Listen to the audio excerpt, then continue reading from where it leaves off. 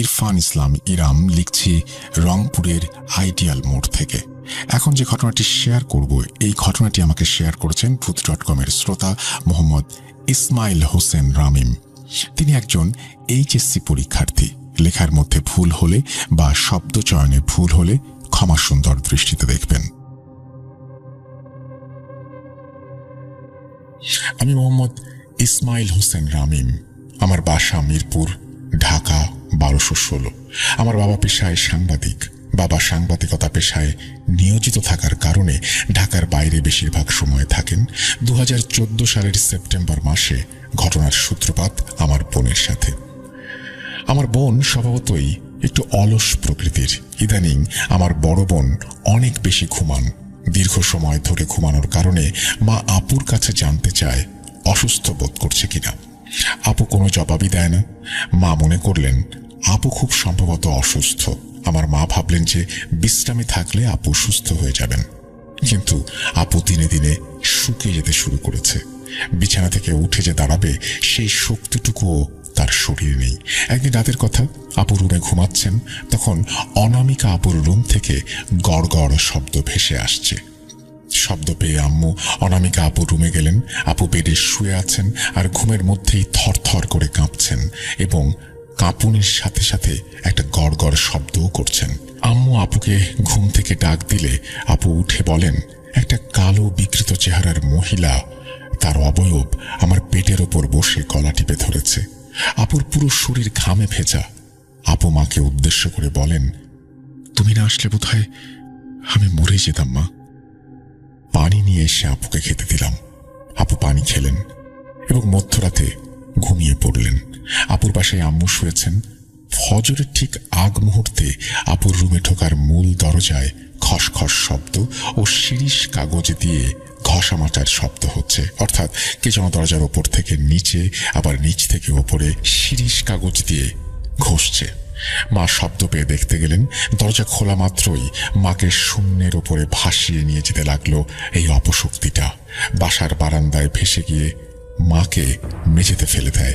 আম্মু ডিম লাইটের মৃদু আলোতে দেখলেন বারান্দার লোহার গ্রিলের ফুটো ভেদ করে অনেক বড় একটা সাপ নিচে পড়ল এবং নিচে পড়া মাত্রই সে দৌড়ে চলে গেল।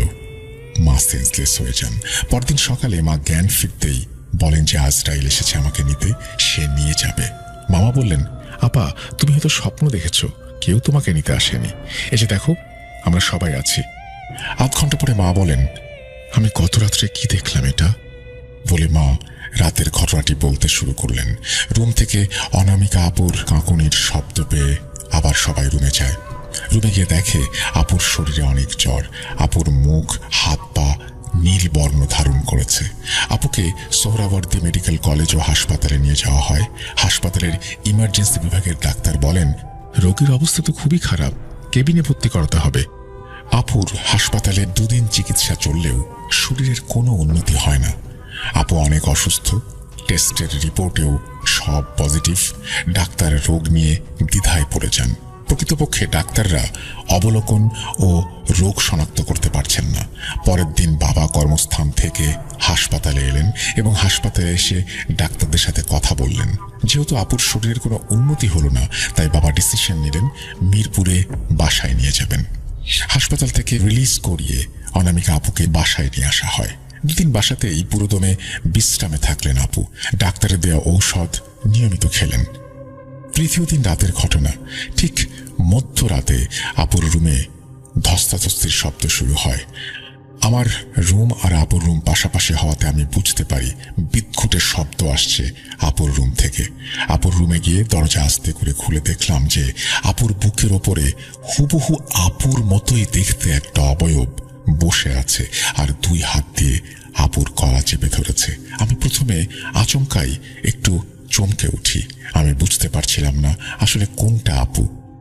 লাইট জ্বালাতে গেলে আপুর মতন দেখতে অবয়বটা ঝাঁপিয়ে পড়ে আমার ওপর। আমি মেঝেতে পড়ে যাই এবং তীব্র আঘাত পাই মাথায়। তারপরে উঠে দাঁড়াই। আপুর বেশধারী অবয়বটা খাটের নিচে ঢুকে পড়ে। আমি তীব্র ব্যথার মাঝেও ধীরে ধীরে উঠে লাইট জ্বালাই আর পরক্ষণে লাইট জ্বালানো মাত্রই অবয়বটি রুমের পাশে লাগোয়া বারান্দা দিয়ে ধোয়ার কুণ্ডলি পাকিয়ে নিচে নেমে মানুষের রূপ ধারণ করে। অবয়বটার চেহারা বিমর্ষ ও তার চোখ দুটো সাদা, অর্থাৎ চোখের মণি ধূসর। আমি প্রচুর ভয় পেয়ে যাই। ভয়ের চোটে আমার শিরদাঁড়া দিয়ে ঠান্ডা স্রোত বয়ে যায়। আমি দৌড়ে মায়ের রুমে গিয়ে মাকে জড়িয়ে ধরি, আব্বুকে ডাকি এবং বিষয়টা খুলে বলি। আম্মু আর আমি আপুর রুমে গিয়ে দেখি আপু সেন্সলেস হয়ে পড়ে আছেন। নাক দিয়ে রক্তের স্রোত বইছে, বেডশিট ভিজে একাকার। পরের দিন সকালে আপুকে নিয়ে ধানমন্ডির একটি বেসরকারি হাসপাতালে ভর্তি করা হয়। আপুর শরীরের অবস্থা গুরুতর হওয়ার কারণে আবারও কেবিনে তাকে নিয়ে যাওয়া হয়। আপুর চিকিৎসা চলতে থাকলো। 4 দিন 5 দিনেও তেমন একটা উন্নতি হলো না। রাতের ঘটনা, আপুর মেরুদণ্ডে অস্বাভাবিকভাবে আঘাত হানে, গড়গড় শব্দ হতে থাকে। ডাক্তার এসে কিছু ঘুমের মেডিসিন দেন।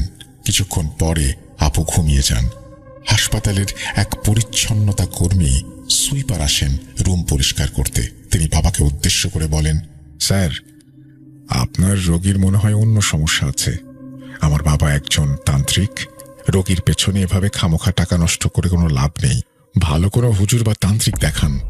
পরিচ্ছন্নতা কর্মীর বলা কথা আমাদের মনে ধরে। পরের দিন হাসপাতাল থেকে আপুকে রিলিজ করিয়ে মিরপুরের বাসায় আমরা নিয়ে যাই। আকাশ ভীষণ মেঘলা, রিমঝিম ধারায় বৃষ্টি ঝরছে। তীব্র জ্যামে আসাদ গেট, ঢাকা সিগন্যালে সিএনজি থামে। মিনিট 5 হবে এক ব্যক্তি সিএনজির পাশে দাঁড়ান। ব্যক্তিটি আমার মাকে উদ্দেশ্য করে বলেন, আমার বাসা ভারতের আসামে। আমি একজন মাওলানা। আপনার মেয়ে মনে হয় খুবই অসুস্থ। তাকে রুহানি চিকিৎসা করান, আল্লাহর রহমতে সুস্থ হয়ে যাবে। সুস্থ হলে রোগীকে ইস্তেখারা করতে বলবেন।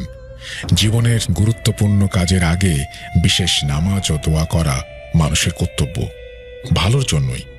রোগীকে সর্বদা ইস্তেখারা করতে বলবেন। এই বলে সেই ব্যক্তিটি চলে যান। কিছুক্ষণ পরে ট্রাফিক পুলিশ সিগন্যাল খুলে দিলে সিএনজি ড্রাইভার গাড়ি চালাতে শুরু করেন।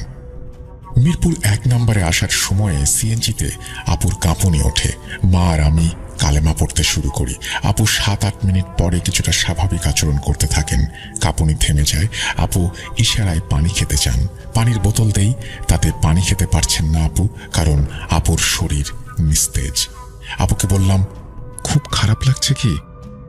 এই তো আর কিছুটা পথ বাকি, বাসার কাছেই চলে এসেছি। আপু কোনো উত্তর দেন না। রাত 11টা বাজে।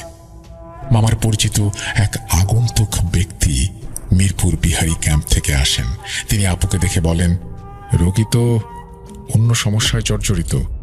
এই বলে তিনি আসন বসান এবং কিছুক্ষণ পরে তিনি বলেন, মেয়ের শরীরে পিশাচ জিন ভর করেছে। আপনারা ভালো হুজুর বা কবিরাজ দেখান। এই কথা বলে তিনি বিদায় নেন। পরের দিন আব্বুর এক বন্ধুর পরামর্শে মিরপুরের একটা মাজারে আপুকে নিয়ে যাওয়া হয়। মাজারের এক মহিলা কবিরাজ আপুকে দেখেন। তিনি কিছুক্ষণ সময় নিয়ে বলেন, এই মেয়েকে দ্রুত ভালো কোনো কবিরাজ বা তান্ত্রিক দেখান। এই সমস্যা আমি সমাধান করতে পারবো না। যদি মেয়েকে বাঁচাতে চান তো যা করার জলদি করেন, সময়ের কাজ সময়ে করেন, নয়তো পরে পস্তাতে হবে।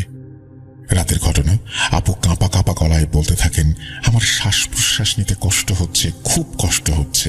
বাবা অনেক ভয় পেয়ে যান এই পরিস্থিতি দেখে। মায়েরও মন ভীষণ খারাপ হয়ে যায়। অনেক টাকা খরচ হয়ে গেছে, কিন্তু আপুর শরীরের কোনো উন্নতি হলো না, বরং উল্টো দিনে দিনে তিনি অসুস্থ হয়ে যাচ্ছেন। মধ্যরাতের কথা, আপু স্বাভাবিক আচরণ শুরু করে। বিছানার বেডশিট মুখে নিয়ে হঠাৎ করে আবার চিবাতে শুরু করে। চোখ ভীষণ রকমের গাঢ় লাল। মা আপুর মুখ থেকে বেডশিট বের করে নেন ঠিকই, এবং ঠিক তখনই আপু অন্য এক মেয়ের কণ্ঠে বলেন, আমার মুখ থেকে বের করলি কেন কাপড়টা? খেতে তো ভালোই লাগছে। আপু ভ্রু কুঁচকে ঘরের এপাশ ওপাশ তাকাতে থাকেন। আমার বাবা জিন বা ভূতে বিশ্বাস করতেন। বাবা মাকে উদ্দেশ্য করে বললেন, ওর শরীরে জিন আছে। সারা রাত বাবা মা আমি জেগেছিলাম।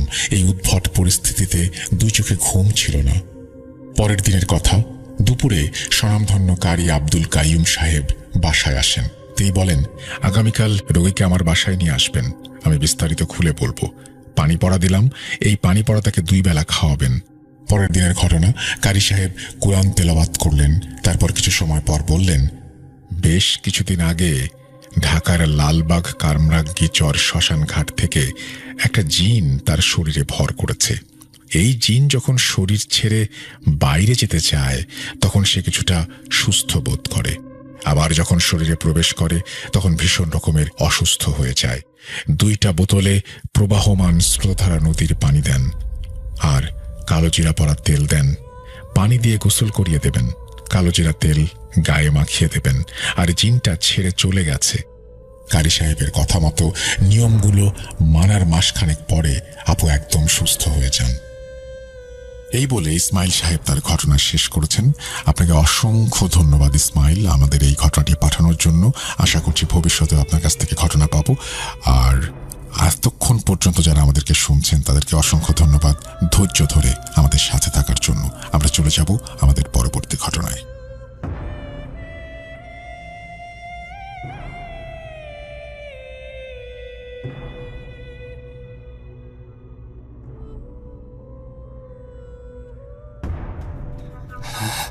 Voot.com. The fear returns with Russell. Welcome back. আপনাদের সবাইকে স্বাগত জানাচ্ছি আমি রাসেল। আশা করছি আপনারা সবাই ভালো আছেন, ভালোর তলে আছেন। এই মুহূর্তে যে ঘটনাটি আমি পড়ে শোনাবো সেটি আমাদের পাঠিয়েছেন সাবিতা আলম। চলুন শুরু করা যাক। আপনার অজান্তেই আপনার এলাকায় একজন ফকিরের আবির্ভাব ঘটল। সেই ফকিরের চেহারা এমন যেন দেখে শরীরের ভেতরে ঠান্ডা বাতাস বয়ে যায়। সে নাকি যা চায় তাই নিয়ে যেতে পারে। কেমন হবে যদি এমন ফকির আপনার পরিবারের জন্য কাল হয়ে দাঁড়ায়? জানতে চান? আসসালামু আলাইকুম রাসেল ভাই ও প্রিয় শ্রোতা বন্ধুরা, আশা করি আপনারা সকলেই ভালো আছেন, সুস্থ আছেন। আমি মোহাম্মদ সাবিতা আলম লিখছি ময়মনসিংহ বিভাগ থেকে। আজ আমি যার ঘটনাটি আপনাদের সাথে শেয়ার করব ওনার নাম শাহজাহান আলী। উনি করাচিতে বসবাসরত একজন পাকিস্তানি ভদ্রলোক। ওনার সাথে আমার যোগাযোগ হয় লুনা আপুর মাধ্যমে। আমি ওনার পরিচয় পর্ব আর দীর্ঘ না করে আজ সরাসরি ঘটনায় চলে যেতে চাই। ঘটনাটি শাহজাহান ভাই আমাকে যেভাবে বলেছেন আমি সেভাবেই আপনাদের সামনে উপস্থাপন করছি এবং অনিচ্ছাকৃত ভুল ত্রুটির জন্য ক্ষমা প্রার্থনা করছি। বলছেন শাহজাহান ভাই।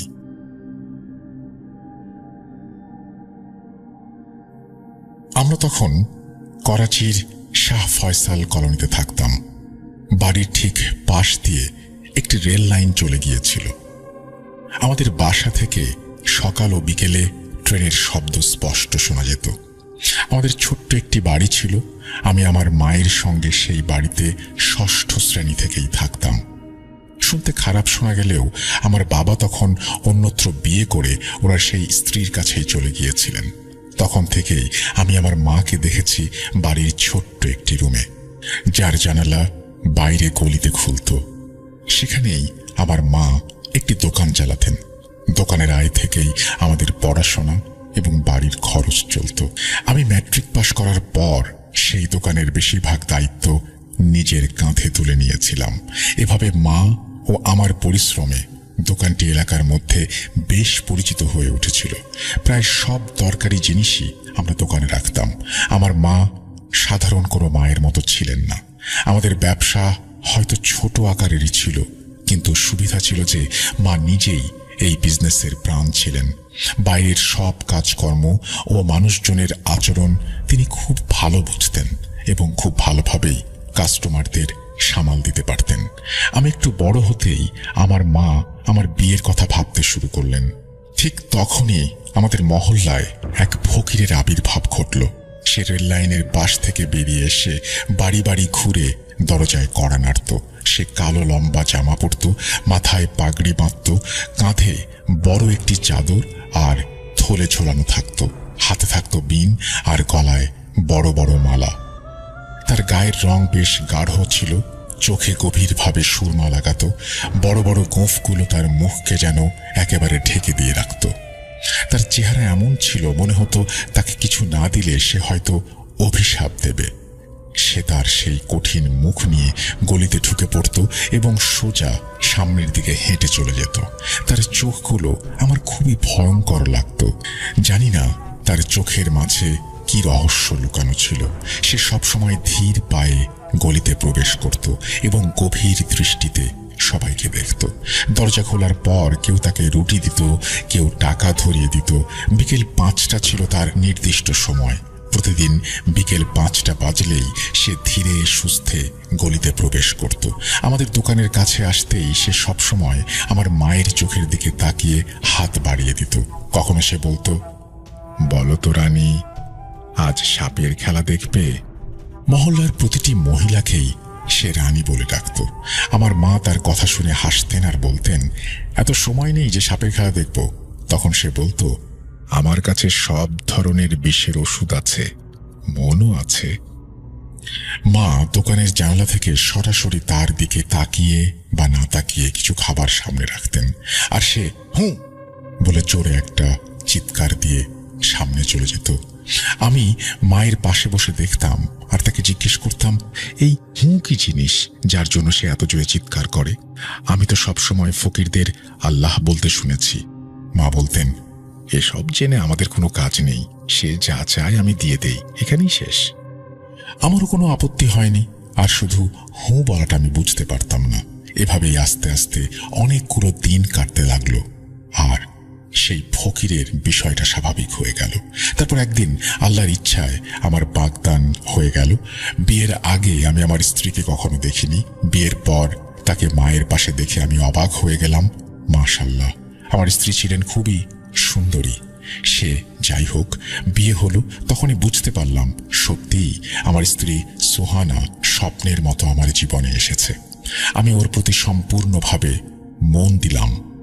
সে দেখতে যেমন সুন্দর ছিল, তার চেয়েও বেশি সুন্দর ছিল তার স্বভাব। বাইরে যাওয়া আসা একদম পছন্দ করতো না, অন্যদের সাথে মিশতো না। একদিন মা কিছুটা অসুস্থ ছিলেন, আর আমি বাড়ির পানির মোটর ঠিক করার জন্য ব্যস্ত ছিলাম। দোকান তখনও খোলা হয়নি। সন্ধ্যার দিকে হঠাৎ দরজায় খুব জোরে জোরে কড়া নাড়ার আওয়াজ হলো। সোহানা আমাকে বলল, তুমি কাজ করো, দরজায় কে আমি দেখছি। দরজা খোলার সঙ্গে সঙ্গেই সোহানা কিছু দেখে পেছনে সরে এসে দ্রুত দরজা বন্ধ করে দিল। আমি জিজ্ঞেস করলাম, কে ছিল বাইরে? সে বলল, কোনো ফকির এসেছিল। আমি অবাক হয়ে বললাম, হয়তো দোকান বন্ধ দেখে দরজায় এসেছে। আমি উঠে ভেতর থেকে সেই ফকিরের কিছু একটা এনে দিতে যাচ্ছিলাম। তখন সোহানা বলল, আগে তোমার কাজ শেষ করো। ওদের তো অভ্যাস এমনই, এক দরজায় না পেলে অন্য দরজায় যাবে, সেখানে পাবে। সে তো প্রতিদিনই আসে, কাল দিলেও হবে। আমি তখন আসলে কাজের চিন্তায় হয়তো একটু আনমনাই ছিলাম। সোহানার কথা শুনে আবার কাজে লেগে পড়লাম। পরদিনও মায়ের অবস্থার উন্নতি হলো না, তাই দোকানে আমাকেই থাকতে হলো। সেদিন সকাল থেকে আকাশ ছিল কালো মেঘে ঢাকা, আর হালকা বৃষ্টি পড়ছিল। দোকানে তেমন ভিড় ছিল না। আমি সারাদিন অপেক্ষা করছিলাম, ভাবছিলাম আজ হয়তো কিছু অদ্ভুত ঘটনা ঘটবে। বৃষ্টির দিনে কি মানুষের বাড়ির জিনিসপত্রের প্রয়োজন হয় না? এমন সময় সোহানা বৃষ্টিতে ভিজে একটা থালায় কিছু খাবার নিয়ে এলো। আমি একবার বৃষ্টি, একবার সোহানাকে দেখি আর আল্লাহর কাছে কৃতজ্ঞতা জ্ঞাপন করি। ভাতের থালা তখনও আমার হাতেই ছিল। ঠিক তখনই সামনের রেল লাইন থেকে সেই ফকির বেরিয়ে এসে আমার সামনে এলেন। সে যত কাছে আসছিল ততই তার মুখে রাগের ছাপ স্পষ্ট হচ্ছিল। সেদিন তাকে একেবারে ভয়ঙ্কর দেখাচ্ছিল। বৃষ্টি তখন ঝড়ের মতো হচ্ছিল, আর সে যেন অজানা থেকে ধীরে ধীরে এগিয়ে আসছিল। তার বড় বড় সুরমা দেয়া চোখ লাল হয়ে উঠছিল। মনে হচ্ছিল যেন সে কোনো ব্যাপারে প্রচণ্ড বিরক্ত। আমি কিছু বলার আগেই থালার সব খাবার হাতে নিয়ে তার ব্যাগে দিলাম। সে বলল, গতকালই প্রথমে এই বাড়ি থেকে আমি খালি হাতে ফিরলাম। তার গলার স্বর ছিল ভীষণ গম্ভীর। সে সুহানাকে গভীরভাবে দেখছিল। আমি বললাম, ফকির ভাই রাগ করবেন না, কাল আমার মা অসুস্থ ছিলেন। আমি এই কথা বলতেই সে রাগে গজগজ করতে লাগলো। তার চোখ থেকে যেন আগুন ঝরছিল, মুখেও চিন্তার ছাপ ফুটে উঠল। তারপর গম্ভীর স্বরে বলল, এই তোমার বউ তো কাল আমাকে ফিরিয়ে দিয়েছিল। আমি তখন সোহানার দিকে তাকালাম। সোহানা অদ্ভুত দৃষ্টিতে আমাকে দেখছিল। তখন সেই ফকিরকে আগের মতো লাগছিল না। মনে হচ্ছিল সে রাগে সবকিছু ছিঁড়ে খুঁড়ে ফেলবে। আমি তার চোখে চোখ রেখে কথা বলতে পারছিলাম না। তার মুখের অভিব্যক্তি দেখে তখন আমার বেশ ভয় লাগছিল। এরপর সে আমার সামনে দাঁড়িয়ে থেকে চোখ বন্ধ করলো এবং মুখে কিছু বিড়বিড় শব্দ করতে লাগলো। আমি খুব মনোযোগ দিয়ে তাকিয়েছিলাম। সে বন্ধ চোখেই পকেট থেকে কিছু একটা বের করে মুঠোর ভেতর ফু দিল। তারপর চোখ খুলে সোজা সুহানার দিকে তা ছুড়ে দিল। আমি সঙ্গে সঙ্গে পেছনে ঘুরে তাকালাম। সুহানা ভয় পেয়ে চোখ বন্ধ করে ফেলেছিল, কিন্তু সেখানে কিছুই ছিল না। বুঝতে পারলাম না ফকির আসলে কি ছুড়ে দিল। আমরা দেখতেও পেলাম না সেটা। আমি একবার সুহানাকে দেখি, একবার ফকিরের দিকে তাকাই। তখন সে গম্ভীর স্বরে বলল, এবার পালা আসবে। সে সুহানার দিকে গভীর মনোযোগে তাকিয়েছিল। আমার মনটা তখন ভীষণ অদ্ভুত লাগছিল। আমি তার উপর রাগও করতে পারছিলাম না, কিন্তু আমি তাকে বললাম, সে তো একজন ফকির, রোজই তো তাকে কিছু না কিছু দেয়া হয়, একদিন না পেলে এমন কি হয়? তাই বলে সে আমাদের সঙ্গে এমন করবে? আমার কথাগুলো শুনেই ব্যাগ থেকে খাবারগুলো দোকানের সামনেই ফেলে দিয়ে রাগে গলা শক্ত করে সামনে এগিয়ে গেল। আমার বুকের ভেতরটা ধুকপুক করতে শুরু করলো। কপালে ছোট ছোট ঘামের ফোঁটা দেখা দিল। আমি খানিকটা নার্ভাস হয়ে গেলাম। পেছনে তাকিয়ে দেখলাম সুহানা অবাক হয়ে আমার দিকে তাকিয়ে আছে, যেন সে জানতে চাচ্ছে এগুলো কি ঘটছে। আর সুহানা আমাদের এলাকারও ছিল না, তাই এসব ব্যাপার ওর জানার কথাও না। আমার মন অস্থির হয়ে উঠল। আমি মায়ের কাছে গিয়ে সব খুলে বললাম। মা তখনও জ্বর নিয়ে অসুস্থ অবস্থায় বিছানায়। মা বললেন, কাল কেন ফকিরকে রাগিয়ে দিলি? সুহানা তো জানে না, কিন্তু আজ পর্যন্ত আমরা কখনোই ওকে খালি হাতে ফিরিয়ে দেইনি। সে যখন এসেছে যা ছিল আমরা তাই দিয়েছি। তাছাড়া সুহানা তো জানারও কথা না। কাল ও এলে আমি নিজে গিয়ে বলবো মেয়েটা বুঝতে পারেনি। ব্যাপারটা হয়তো সাধারণই ছিল, কিন্তু আমার ভেতর একটা অজানা ভয় জন্ম নিতে লাগলো। ফকিরের সেই দৃষ্টি আমাকে অনেক কিছু বুঝিয়ে দিয়েছিল। সেদিন রাতেই হঠাৎ সুহানার খুব জ্বর বেড়ে গেল। আমি ভাবলাম মৌসুমি জ্বর, কিন্তু মধ্যরাতে হঠাৎ তার মাথায় প্রচন্ড ব্যথা শুরু হলো। ব্যথার তীব্রতায় ওর মুখের রং পাল্টে গেল। ওর মুখে ব্যথার ছাপ স্পষ্ট হয়ে উঠছিল। সে মাথা ধরে কাতরাচ্ছিল। আমি মাথা টিপে দিতে লাগলাম, কিন্তু কিছুতেই ব্যথা কমছিল না। আমি ওষুধ দিলাম, কিন্তু তাতেও কোনো কাজ হলো না। বাইরে আবহাওয়াও খারাপ, রাস্তার অবস্থাও ধ্বংসস্তূপের মতো। বুঝতেই পারছিলাম না কি করব। সারা রাত আমি আর মা ওর পাশে বসে রইলাম। ব্যথায় ওর মাথা যেন ফেটে যাচ্ছিল। ওর মুখ দেখে মনে হচ্ছিল যেন কেউ ওর শরীরের সব রক্ত শুষে নিয়েছে। মা নিজেও অবাক হয়ে গেলেন। একটা সাধারণ জ্বর এত ভয়ঙ্কর হতে পারে কিভাবে? সুহানা কিছুতেই শান্তি পাচ্ছিল না। সারা রাত ধরে ও যন্ত্রণায় কাতরাচ্ছিল। আমরা যতটুকু পারলাম করলাম, কিন্তু ওর যন্ত্রণা কমল না। ফজরের আজানের পর আমাদের অজান্তেই কখন যেন ঘুমিয়ে পড়েছিল। ও কখন ঘুমালো কে জানে। সকালে উঠে দেখি ওর চোখে এখনো ব্যথার ছাপ। রাতের মতো ভয়াবহ অবস্থা না হলেও সুহানা যেন আগের সুহানা নেই। এক রাতের কষ্ট ওকে পুরোপুরি বদলে দিয়েছে। জ্বর কমলে সে একদম চুপচাপ ছিল। মা বারবার বলছিল ডাক্তার দেখাতে, কিন্তু ও নিজেই যেতে রাজি হচ্ছিল না। মা সেই প্রথমবারের মতো ফকিরের জন্য অপেক্ষা করতে লাগলেন। বারবার দোকানের জানালা দিয়ে বাইরে তাকাচ্ছিলেন। মা বারবার মুখ ঘুরিয়ে রেল লাইনের দিকে তাকাতেন, যেন ফকিরকে দেখতে পান। নির্দিষ্ট সময় পেরিয়ে গেল, কিন্তু ফকিরের কোনো খবর নেই। সেই রাতেও সুহানার অবস্থা আবার একই রকম হলো।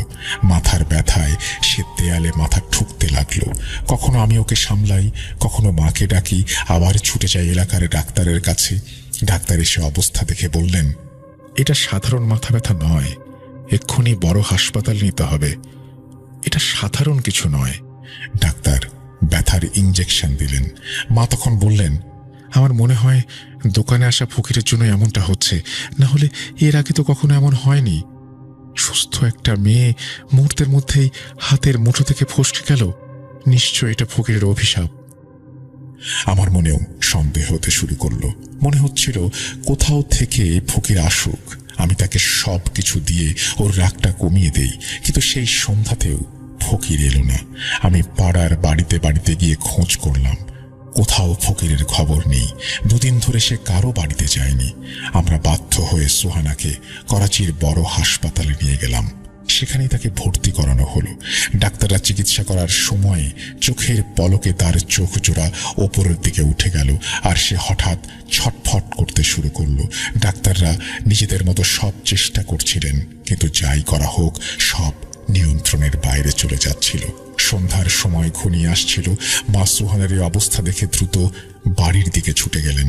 হয়তো ফকির এসে পড়বে আর মা নিজেই তার কাছে ক্ষমা চাইবেন। মা মাত্র পা বাড়িয়েছেন, তখনই সুহানা জোরে চিৎকার দিয়ে উঠল, তাড়াতাড়ি যান, সে এসেছে, সে আসছে, তার কাছে ক্ষমা চেয়ে আমার জীবন ফিরিয়ে দিন। মা নিজের বৌমার এই অবস্থা দেখে পাগলের মতো কাঁদছিলেন। আমিও হতবাক হয়ে গিয়েছিলাম, বুঝতে পারছিলাম না আসলে কি ঘটছে। মা দ্রুত পায়ে বাড়ি গেলেন। বাড়িতে পৌঁছেই দোকানের জানালা খুলে ফকিরের আসার জন্য দোয়া করতে শুরু করলেন। তার মনে তখন নেতিবাচক চিন্তার ঝড় বইছে। ফকির কি এমন কোনো অলৌকিক ক্ষমতার অধিকারী যে তার এই গভীর দৃষ্টিতে এই অবস্থা হয়েছে? মৃত্যুও যেন খুব কাছে এসে দাঁড়িয়েছে। অনেক উদ্বেগের পর ঠিক 5টা বাজতেই মা রেল লাইনের দিকে থেকে ফকিরকে দেখতে পেলেন। মা আতঙ্ক ভরা চোখ নিয়ে ফকিরের অন্য কোনো দরজায় যাওয়ার আগেই ডাকতে লাগলেন। ফকির মায়ের দিকে তাকালো, কিন্তু সে কাউকে পাত্তা না দিয়ে এক এক করে বাড়ি পার হয়ে যেতে লাগলো। সে ঠিক আমাদের বাড়ির সামনে এসে দোকানের জানালায় দাঁড়ালো। মা বিনয়ের সঙ্গে বললেন, ফকির সাহেব, আপনি যা চান আজ নিয়ে যান, শুধু আমার বৌমাকে সুস্থ করে দিন। সে মায়ের দিকে না তাকিয়েই গম্ভীরভাবে বলল, যা চাইব নেব, ভেবে দেখেছ রানী? মা বললেন, হ্যাঁ, শুধু ওকে সুস্থ করে দিন, ওকে ক্ষমা করে দিন। ফকির বলল, তোমার বৌমা কোথায়? মা বললেন, বড় হাসপাতালে। ফকির বলল, আমাকে সেখানে নিয়ে চলো। মা সঙ্গে সঙ্গে ফকিরকে নিয়ে হাসপাতালে গেলেন।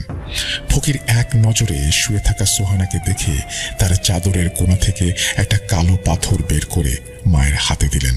বললেন, এটা ওর মাথায় রাখো। মা তেমনটাই করলেন। আমি পাশে দাঁড়িয়ে দেখছিলাম। পাথরটা মাথায় রাখতেই সোহানা হঠাৎ স্বাভাবিক হয়ে গেল। সে পুরোপুরি ঠিক ছিল, কোনো ব্যথাই আর তার ছিল না। আমি আর মা এতটাই আনন্দে ছিলাম যে ফকিরের কথা ভুলেই গিয়েছিলাম। সোহানা বিছানা থেকে উঠে বসলো। আমরা আনন্দে ঘুরে দাঁড়িয়ে ফকিরকে দেখতে গেলাম, কিন্তু সেখানে ফকির ছিল না। ভাবলাম হয়তো সোহানা ভালো হয়েছে দেখে চলে গেছে। আমি ওকে কালো পাথরটা ফেরত দিতে যাচ্ছিলাম, কিন্তু হে কি, আমার হাত তো খালি। তাহলে সেই কালো পাথরটা কি আমার হাতেই ছিল না? আমি হতভম্ব হয়ে গিয়েছিলাম, কিন্তু স্ত্রীর সুস্থতার আনন্দটা ছিল আরো অনেক বেশি। আমরা বাড়িতে ফিরে এলাম। মা সোহানার পছন্দের খাবার রান্না করলেন। সোহানা নতুন জামা বের করে গোসল সেরে বাইরে এসে মা আর আমার পাশে বসলো। সে সুস্থ ছিল, তবে কিছুটা চিন্তিত দেখাচ্ছিল। আমি জিজ্ঞেস করতে সে বলল, যখন আমি ব্যথায় কাতরাচ্ছিলাম, আমার চোখে শুধু সেই ফকিরের মুখটাই ভেসে উঠছিল, আর কারো কথা মাথায় আসছিল না। এটা বলতে সে খানিকটা ভয় পেয়ে গেল। বলল, কেন এমন হলো? কেন শুধু ফকিরের কথাই আমার মনে ঘুরছিল? আর ওই পাথরটা ছোঁয়াতে কিভাবে এত দ্রুত সুস্থ হয়ে গেলাম? তারপর সে মায়ের দিকে তাকালো। মা, এই ফকির আসলে কে? মা কিছু বলতে যাচ্ছিলেন, এমন সময় দরজায় ঘন্টা বাজল। বাইরে একটা ছেলে দাঁড়িয়ে আছে। বলল, দোকান থেকে কিছু জিনিস লাগবে, আপনারা কি দোকান খুলবেন? সত্যি বলতে এসবের মধ্যে আমরা দোকানের কথা ভুলেই গিয়েছিলাম। আমি উঠে দোকান খুলতে গেলাম। আমার বের হওয়ার সঙ্গে সঙ্গে মা রান্নাঘরে গেলেন। দোকানে কাস্টমার রেখে আমি আবার ঘরে এলাম, আর তখনই আমার চিৎকার বেরিয়ে গেল। সোহানা বিছানায় এলোমেলো অবস্থায় পড়েছিল। তার নাক থেকে রক্ত পড়ছিল, আর শরীরটা বরফের মতো ঠান্ডা। আমার চিৎকার শুনে মা সুহানাকে দেখলেন। আমি পাগলের মতো তার দিকে ছুটে গেলাম, কিন্তু সুহানা আমাদের সবাইকে ছেড়ে চলে গিয়েছে পরপারে। কিছুতেই বুঝতে পারছিলাম না কয়েক মিনিটের মধ্যে কিভাবে সব ঘটে গেল। আমার চোখের পানি যেন থামছিলই না। মায়ের অবস্থা আরো খারাপ। হাসপাতাল থেকে সুস্থ অবস্থায় আমরা তাকে নিয়ে এসেছিলাম, অথচ মুহূর্তেই কি থেকে কি হয়ে গেল। দাফনের আয়োজন চলছিল, আর আমি আর মা একে অপরকে জড়িয়ে ধরে কাঁদছিলাম। আমার চোখে এত পানি ছিল যে সামনে কি ঘটছে কিছু স্পষ্ট দেখতে পাচ্ছিলাম না। কবরস্থানে গিয়ে দাফন সম্পন্ন হলো। তখন আমার অবস্থা একেবারে পাগলের মতো। দাফনের পর আস্তে আস্তে উপস্থিত মানুষজন আমাকে সান্ত্বনা দিতে লাগলো। তারপর সবাই একে একে চলে যেতে শুরু করলো, কিন্তু আমার মন কিছুতেই মানছিল না। সবাই আমাকে ফিরে যেতে বলল। আমি উঠে কয়েক পা এগোলাম, কিন্তু আমার স্ত্রীকে আমি কিভাবে একা রেখে যাই? কবরস্থানের পাশে থাকা গাছপালার ভেতর একটা দেয়ালে হেলান দিয়ে বসে পড়লাম। সেখানে সম্পূর্ণভাবে অন্ধকার ছিল। আমি সেই বসে শুধু সুহানার কবরটা দেখছিলাম। রাত আরো গভীর হচ্ছিল, চারিদিকে চাঁদের আলো ছড়িয়ে পড়ছিল। দেয়ালে হেলান দিয়ে আমি তখনও গভীরভাবে কবরের দিকে তাকিয়ে। এমন সময় হঠাৎ আমি সুহানার কবরের কাছে কাউকে আসতে দেখলাম। এত রাতে কবরস্থানে কে আসতে পারে? চোখের জল ভালোভাবে মুছে আবার তাকালাম, যেন পরিষ্কার দেখতে পাই কে এসেছে। ভালোভাবে নজর পড়তেই দেখলাম সে একজন ফকির। আমার দৃষ্টি তার উপর আটকে গেল। সে কবরের দিকে এগিয়ে যাচ্ছিল। আজকের রাতটা আমার কাছে অনেক বেশি অদ্ভুত লাগছিল। আমি বিস্ময়ের সাথে ভাবছিলাম, এই ফকির আবার কে? এত রাতে কবরস্থানে কি করতে এসেছে? সে এগিয়ে গিয়ে অন্য কবরগুলো পেরিয়ে সুহানার কবরের সামনে এসে থমকে দাঁড়ালো। তারপর সে চারপাশে নজর ঘুরিয়ে নিতে লাগলো।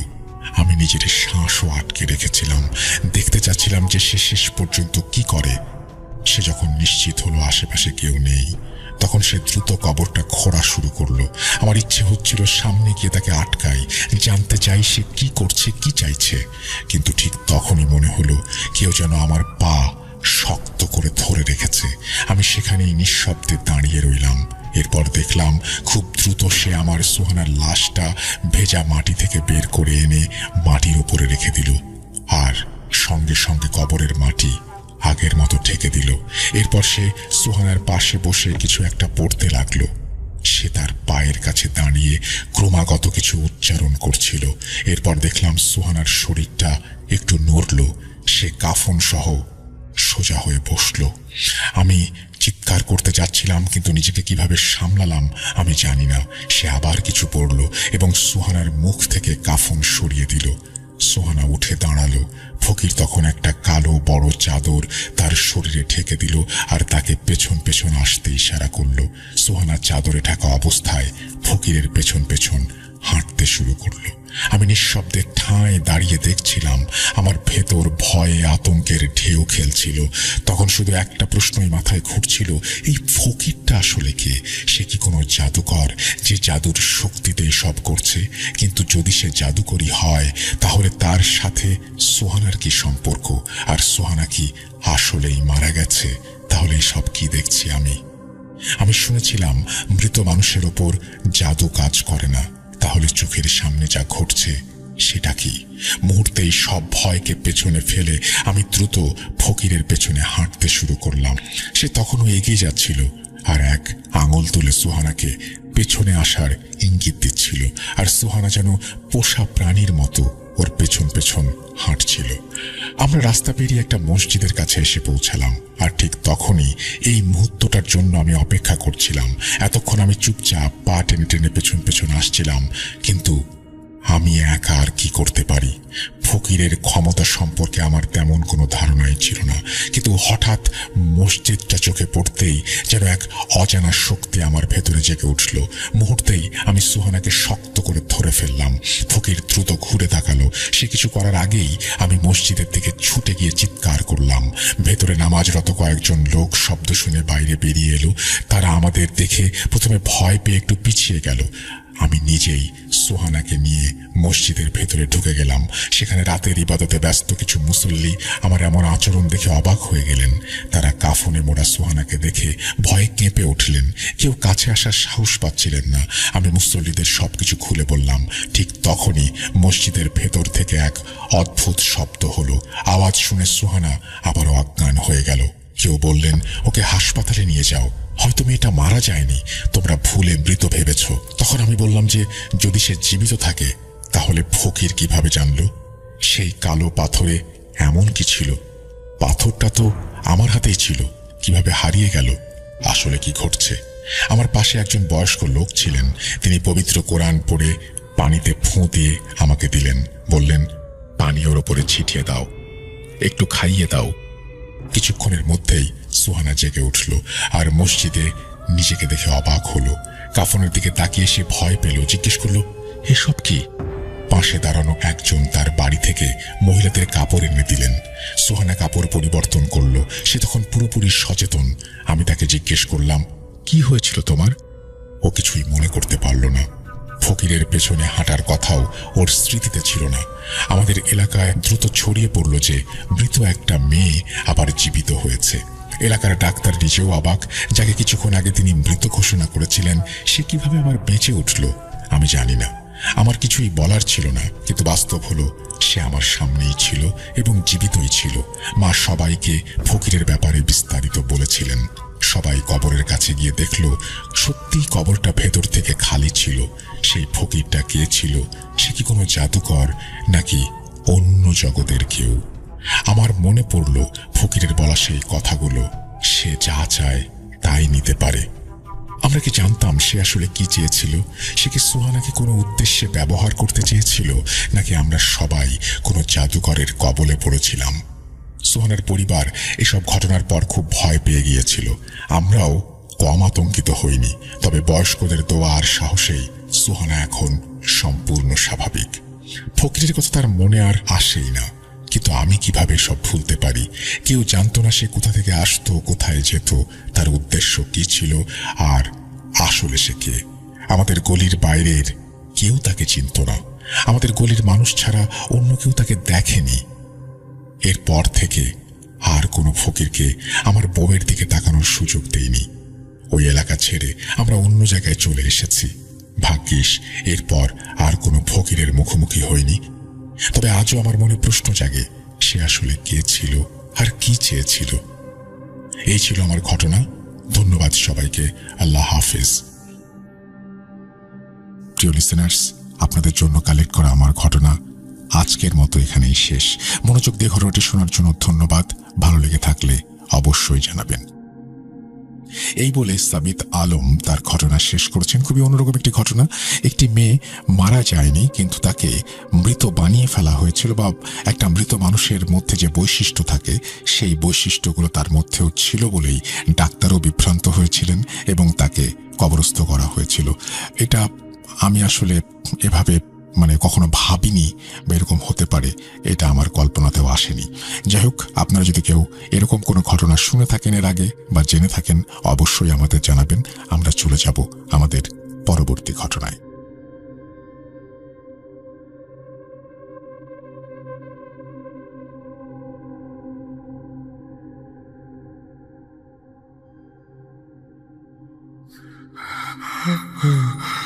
কেন কেন তুমি আসো?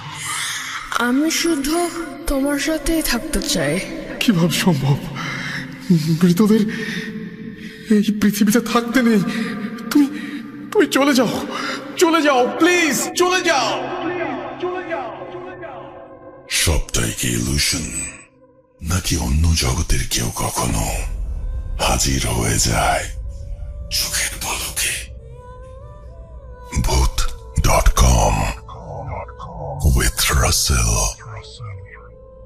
Welcome back. আপনাদের সবাইকে স্বাগত জানাচ্ছি আমি রাসেল। আশা করছি আপনারা সবাই ভালো আছেন এবং ভালোর দলে আছেন। আমিও ভালো আছি, ভালোর দলে আছি। আর সেই সাথে আরও একটা ঘটনায় যেতে চাই। যেভাবে লেখা আছে আমি সেভাবেই পড়ে শোনাচ্ছি।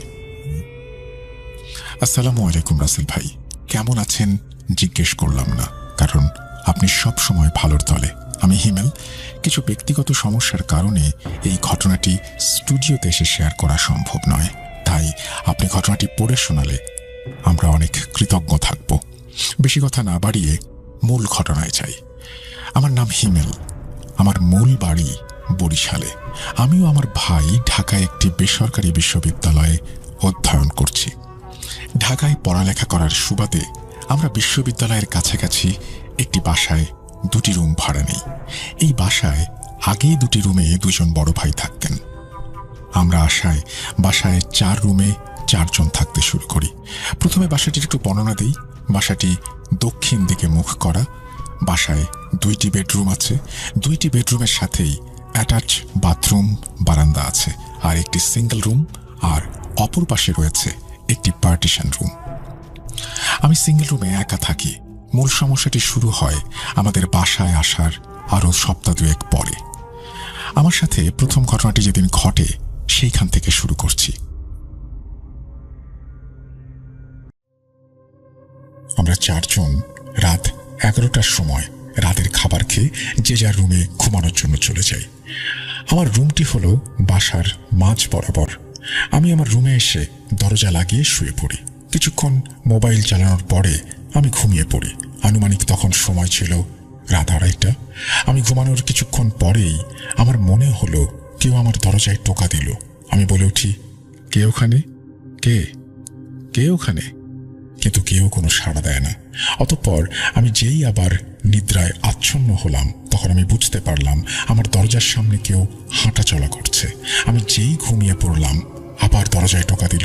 এবার আমি উঠে দরজা খুললাম, কিন্তু কাউকে দেখতে পেলাম না। তখন আমি ভেবে নিলাম হয়তো 3 জনের কেউ আমার সাথে মজা করছে। তাই আমি রাগ করে আমার রুমের দরজা আটকিয়ে ঘুমিয়ে পড়লাম। কিন্তু সারা রাত এইভাবেই আমাকে বিরক্ত করছিল। পরের দিন সকালে আমি বাকি 3 জনকে ডেকে জিজ্ঞাসা করলাম এই কাজটি কে করেছে, কিন্তু কেউই স্বীকার করল না। সেদিন আবার রাতের খাবার খেয়ে যে যার মতো রুমে চলে যাই। আমি আমার রুমে গিয়ে মোবাইল ইউজ করতে থাকি। আনুমানিক রাত 2টার পরে আমি বুঝতে পারি আমার রুমের দরজার সামনে কেউ দাঁড়িয়ে আছে। যখনই বুঝতে পারলাম অমনি 2টি টোকা দিল। সাথে সাথে আমি বলে উঠি, কে কে ওখানে? কিন্তু কেউ কোনো কথা বলছে না, চুপ করে আছে। তো আমি অত গুরুত্ব না দিয়ে মোবাইল চালাতে মগ্ন হলাম। আবার হঠাৎ 2টো টোকা দিল। আমি যেহেতু ম্যাট্রেসে ঘুমাই, তাই এই কাজটি কে করছে তা দেখার জন্য হালকা সরে গিয়ে দরজার নিচ থেকে তাকাই। হালকা আলোতে দেখতে পাই লোমযুক্ত 2টি পা। সেই পা দুটিতে লোহার শিকল দিয়ে বাঁধা। আমি আমার চোখের ভুল ভেবে দরজা খুলে দেখতে চাইলাম। দরজা খোলার শব্দ পেয়ে মনে হলো কেউ আমার ঘরের এক পাশ থেকে অন্য পাশে দৌড় দিল। দরজা খুলে আমি কিছুই দেখতে পেলাম না। তাই আমি প্রত্যেকের রুমে গিয়ে তাদেরকে জাগিয়ে তুলি। তারপর তাদের পা লক্ষ্য করতে থাকি, কিন্তু তাদের কারো পাই অমন না। কি হয়েছে সবাই জিজ্ঞেস করলে আমি ব্যাপারটা এড়িয়ে যাই। পরের দিন আমি প্রতিদিনের মতো ঘুম থেকে উঠে ফ্রেশ হয়ে চলে যাই আমার ইউনিভার্সিটিতে। ইউনিভার্সিটি থেকে আসতে আসতে দুপুর গড়িয়ে বিকেল হয়ে যায়। সেদিন বাসায় কেউ ছিল না। আমি দুপুরের খাবার খেয়ে চলে যাই গোসল করতে। আমার রুমে যেহেতু বাথরুম ছিল না, তাই আমি আমার রুমের বাথরুমের ব্যবহার করি। যখন আমি গোসলের জন্য গেলাম তখন ইলেকট্রিসিটি ছিল না, তাই বাথরুম হালকা অন্ধকার ছিল। ভেন্টিলেটর দিয়ে যতটুকু আলো আসার কথা ঠিক ততটুকুই আসছিল। পানির কল ছাড়ার পরেই দেখতে পাই বাথরুমের বাম পাশের দেয়ালের টাইলসের ওপরে একটি অদ্ভুত অবয়ব। সেই দেয়ালে আমার ছায়াও দেখা যাচ্ছিল, কিন্তু অন্যটি কার? সেই ছায়ায় আমি দেখতে পাই 2টি ছোট পা, কিন্তু পায়ের পাতা দুটো বড়, পায়ে শিকল বাঁধা। হাত দুটি তুলনামূলক খুবই বড় এবং নখ আছে। মুখ আছে কিন্তু কোনো চোখ নেই। আমার সামনে যেহেতু কিছু ছিল না, তাই ছায়া বরাবর হাত দিতে অনুভব করলাম লোমযুক্ত কোনো মানুষকে আমি স্পর্শ করছি। আমি আল্লাহর নাম নিয়ে চিৎকার দিয়ে বেরিয়ে এলাম। আল্লাহর নাম নিতে থাকলাম। এত ভয় আমার আগে কখনোই লাগেনি। আমি বাসা থেকে বের হয়ে বাসার সামনে চলে আসলাম। কিছুক্ষণ পর সবাই চলে আসলো। আমি আমার ভাই এবং 2 রুমমেটকে এই বিষয়টি জানালাম। সবাই আমার ঘটনাটি জানার পরে অতটা গুরুত্ব দিল না। বলল এটা হয়তো মনের ভুল। কাউকেই বিশ্বাস করাতে পারলাম না। এমনকি আমার ভাইও আমাকে বিশ্বাস করলো না। আমার নিজেকে খুব অসহায় মনে হচ্ছিল। দুপুরে আমি যেহেতু ভয় পেয়েছিলাম, তাই সেদিন রাতে আমার রুমের দরজা খোলা রেখে শুয়ে পড়লাম ঘুমানোর জন্য। এরপরই আমার জীবনের সব থেকে ভয়ঙ্কর ঘটনাটি ঘটে। মধ্যরাতে জানি না সেদিন কিসের জন্য আমার ঘুমটা ভেঙে গেল। ঘুমের ভেতরে ডান দিক থেকে বাম দিকে চোখ ঘুরাতেই আমি দেখলাম দরজা বরাবর সেই অদ্ভুত অবয়ব। খুবই বাজে চেহারা তার। মুখ দেখে বুঝলাম প্রচুর ক্ষত। চোখ দুটো নেই। সারা শরীরে লোহার পেরেক মারা। শরীরে ও পিঠে পায়ে প্রচুর লোম। কুকুরের মতো বসে আমার দিকে একটি ভয়ঙ্কর দৃষ্টি দিয়ে আছে। কি করলি এটা? কেন করলি? এটা বলেই আমার দিকে এগিয়ে আসছিল। আমি জোরে একটা চিৎকার দিয়ে অজ্ঞান হয়ে যাই। সকালে যখন আমার জ্ঞান ফিরে তখন আমি চারিদিক থেকে আজানের ধ্বনি শুনি। পাশে তাকিয়ে দেখি আমার ভাইও বাসার অন্য 2 বড় ভাই আমার মুখে পানির ছিটা দিচ্ছে এরপরে আমার ভাইয়ের কাছে কি হয়েছে জানতে চাইলে তিনি আমাকে বলেন, কাল রাতে হঠাৎ ঘুম ভেঙে যাওয়াতে বারান্দায় দাঁড়িয়ে তিনি সিগারেট খাচ্ছিলেন। সিগারেট খেয়ে আমি বাথরুমে যাই। বাথরুমে ঢুকে হঠাৎ মনে হলো আমার শরীরটা অনেক ভারী হয়ে গিয়েছে।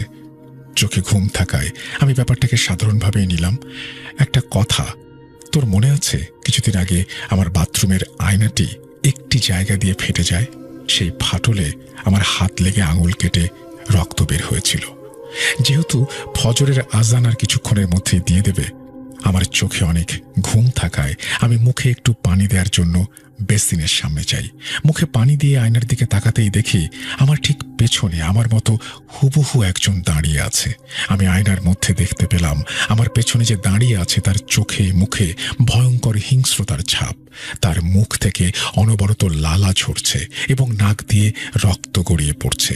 তার চোখ দুটি একদম অন্ধকার, মনে হচ্ছে যেন চোখের কোটরে কোনো চোখ নেই। ভয়ে আমার পুরো শরীর ঘামতে থাকে, কিন্তু আমার মুখ দিয়ে কোনো শব্দ বের হচ্ছিল না। হঠাৎ আমার মতো দেখতে সেই অবয়বটি বিশ্রী একটা হাসি দিয়ে ওঠে।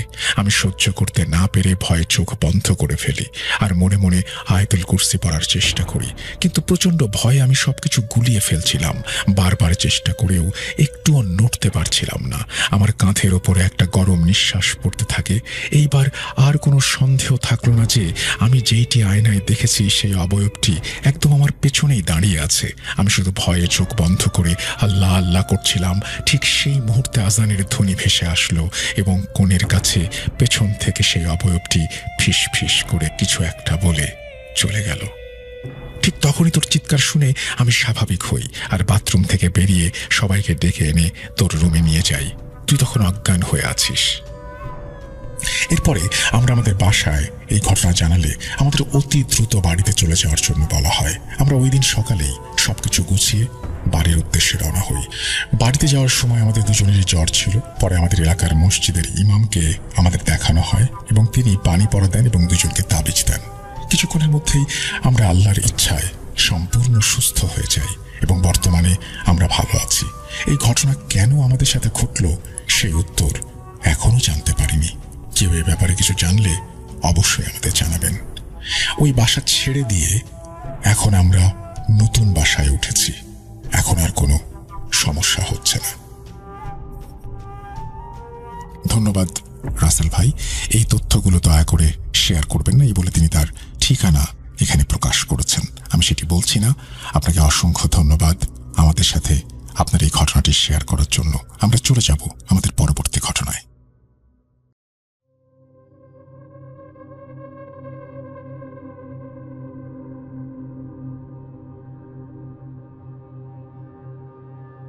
আবার যদি ভালো লাগে অবশ্যই আমাদের জানাবেন। চলুন শুরু করা যাক।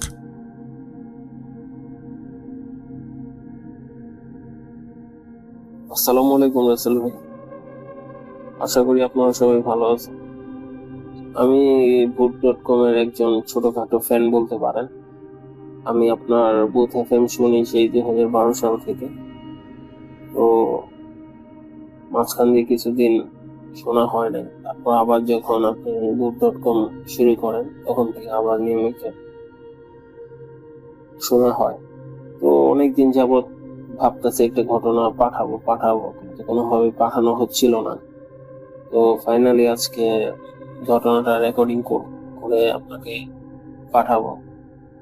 তো আমি কথা না বাড়িয়ে আমার ঘটনায় চলে যাই। আমার ঘটনাটা হচ্ছে আমার এক বড় ভাইয়ের সাথে।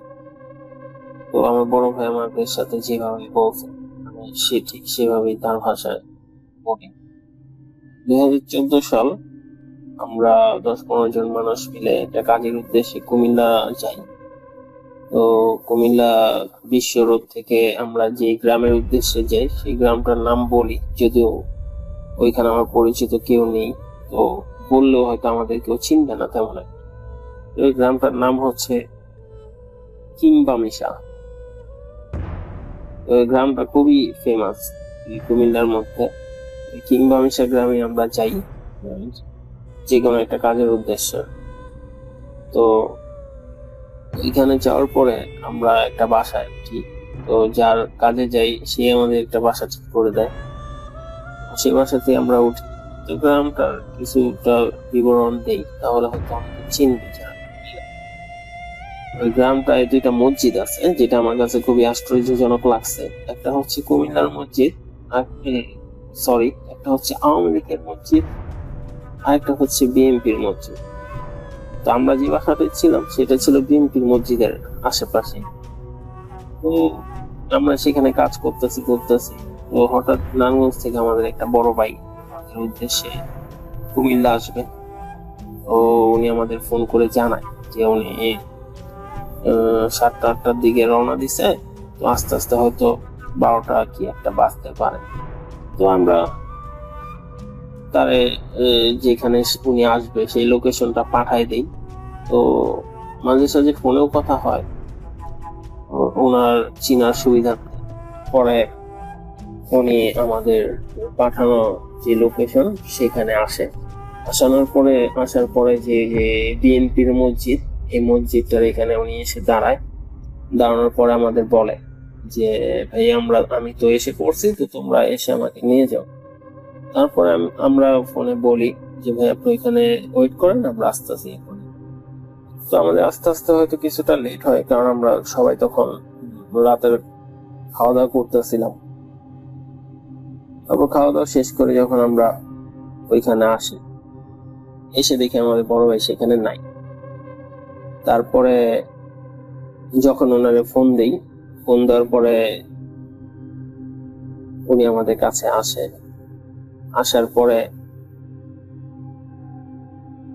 তার মুখে আমরা ঘটনাটা যেভাবে শুনছি, মানে যা ঘটছে তার সাথে, আমি সেটা বলি। তো বড় ভাই ওইখানে যখন দাঁড়ায় থাকার পরে তার ওই মসজিদের অপোজিটে একটা পুকুর আছে, পুকুরটার পাশে একটা বাজার, তো বাজারের পাশ দিয়ে একটা রাস্তা চলে গেছে আর একটা গ্রামে। তো আমার বড় ভাই যখন ওই মসজিদটার সামনে দাঁড়ায় আছে, তখন উনি খেয়াল করলো যে ওই বাজারের পাশে একটা মহিলা দাঁড়ানো। তো মহিলাটা ওনার দিকেই তাকায় আছে।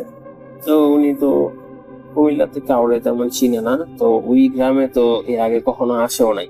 উনি ভাবলো যে একটা মহিলা এইভাবে এত রাতে এখানে দাঁড়ায় আছে, আবার ওনার দিকে তাকায় আছে। ওনার মনের মধ্যে একটা মানে ওই মহিলাকে নিয়ে একটা নেগেটিভ চিন্তা আসলো। উনি ভাবলো হয়তো উনি কোনো খারাপ উদ্দেশ্যে এখানে দাঁড়ায় আছে। তো ওনার ভাবনা থেকেই উনি চুপচাপ ওখানে দাঁড়ায় থাকলো, ওই মহিলার কে আর কি যতটুকু পারতাছিল ইগনোর করার জন্য, কারণ ওই মহিলাটা সোজা ওনার দিকে তাকায় আছিল। তো 5-7 মিনিট এইভাবে দাঁড়ায় থাকার পরে মহিলাটা হঠাৎ ওনাকে ইশারা করে বলল যে আমাকে কি একটু হেল্প করতে পারবে?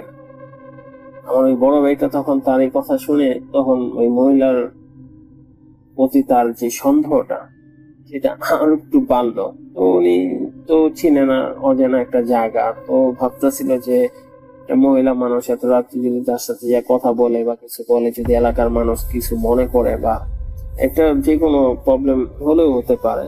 ওনার এই চিন্তা ভাবনা থেকে সে তার কথার কোনো অ্যান্সার দিচ্ছিল না। তারপরে মহিলাটা আবার বলে, দেখুন আমি এখানে একটু বিপদে পড়ে দাঁড়ায় আছি, আপনি আমাকে নিয়ে যেটা ভাবছেন আমি কিন্তু ওইরকম মেয়ে না।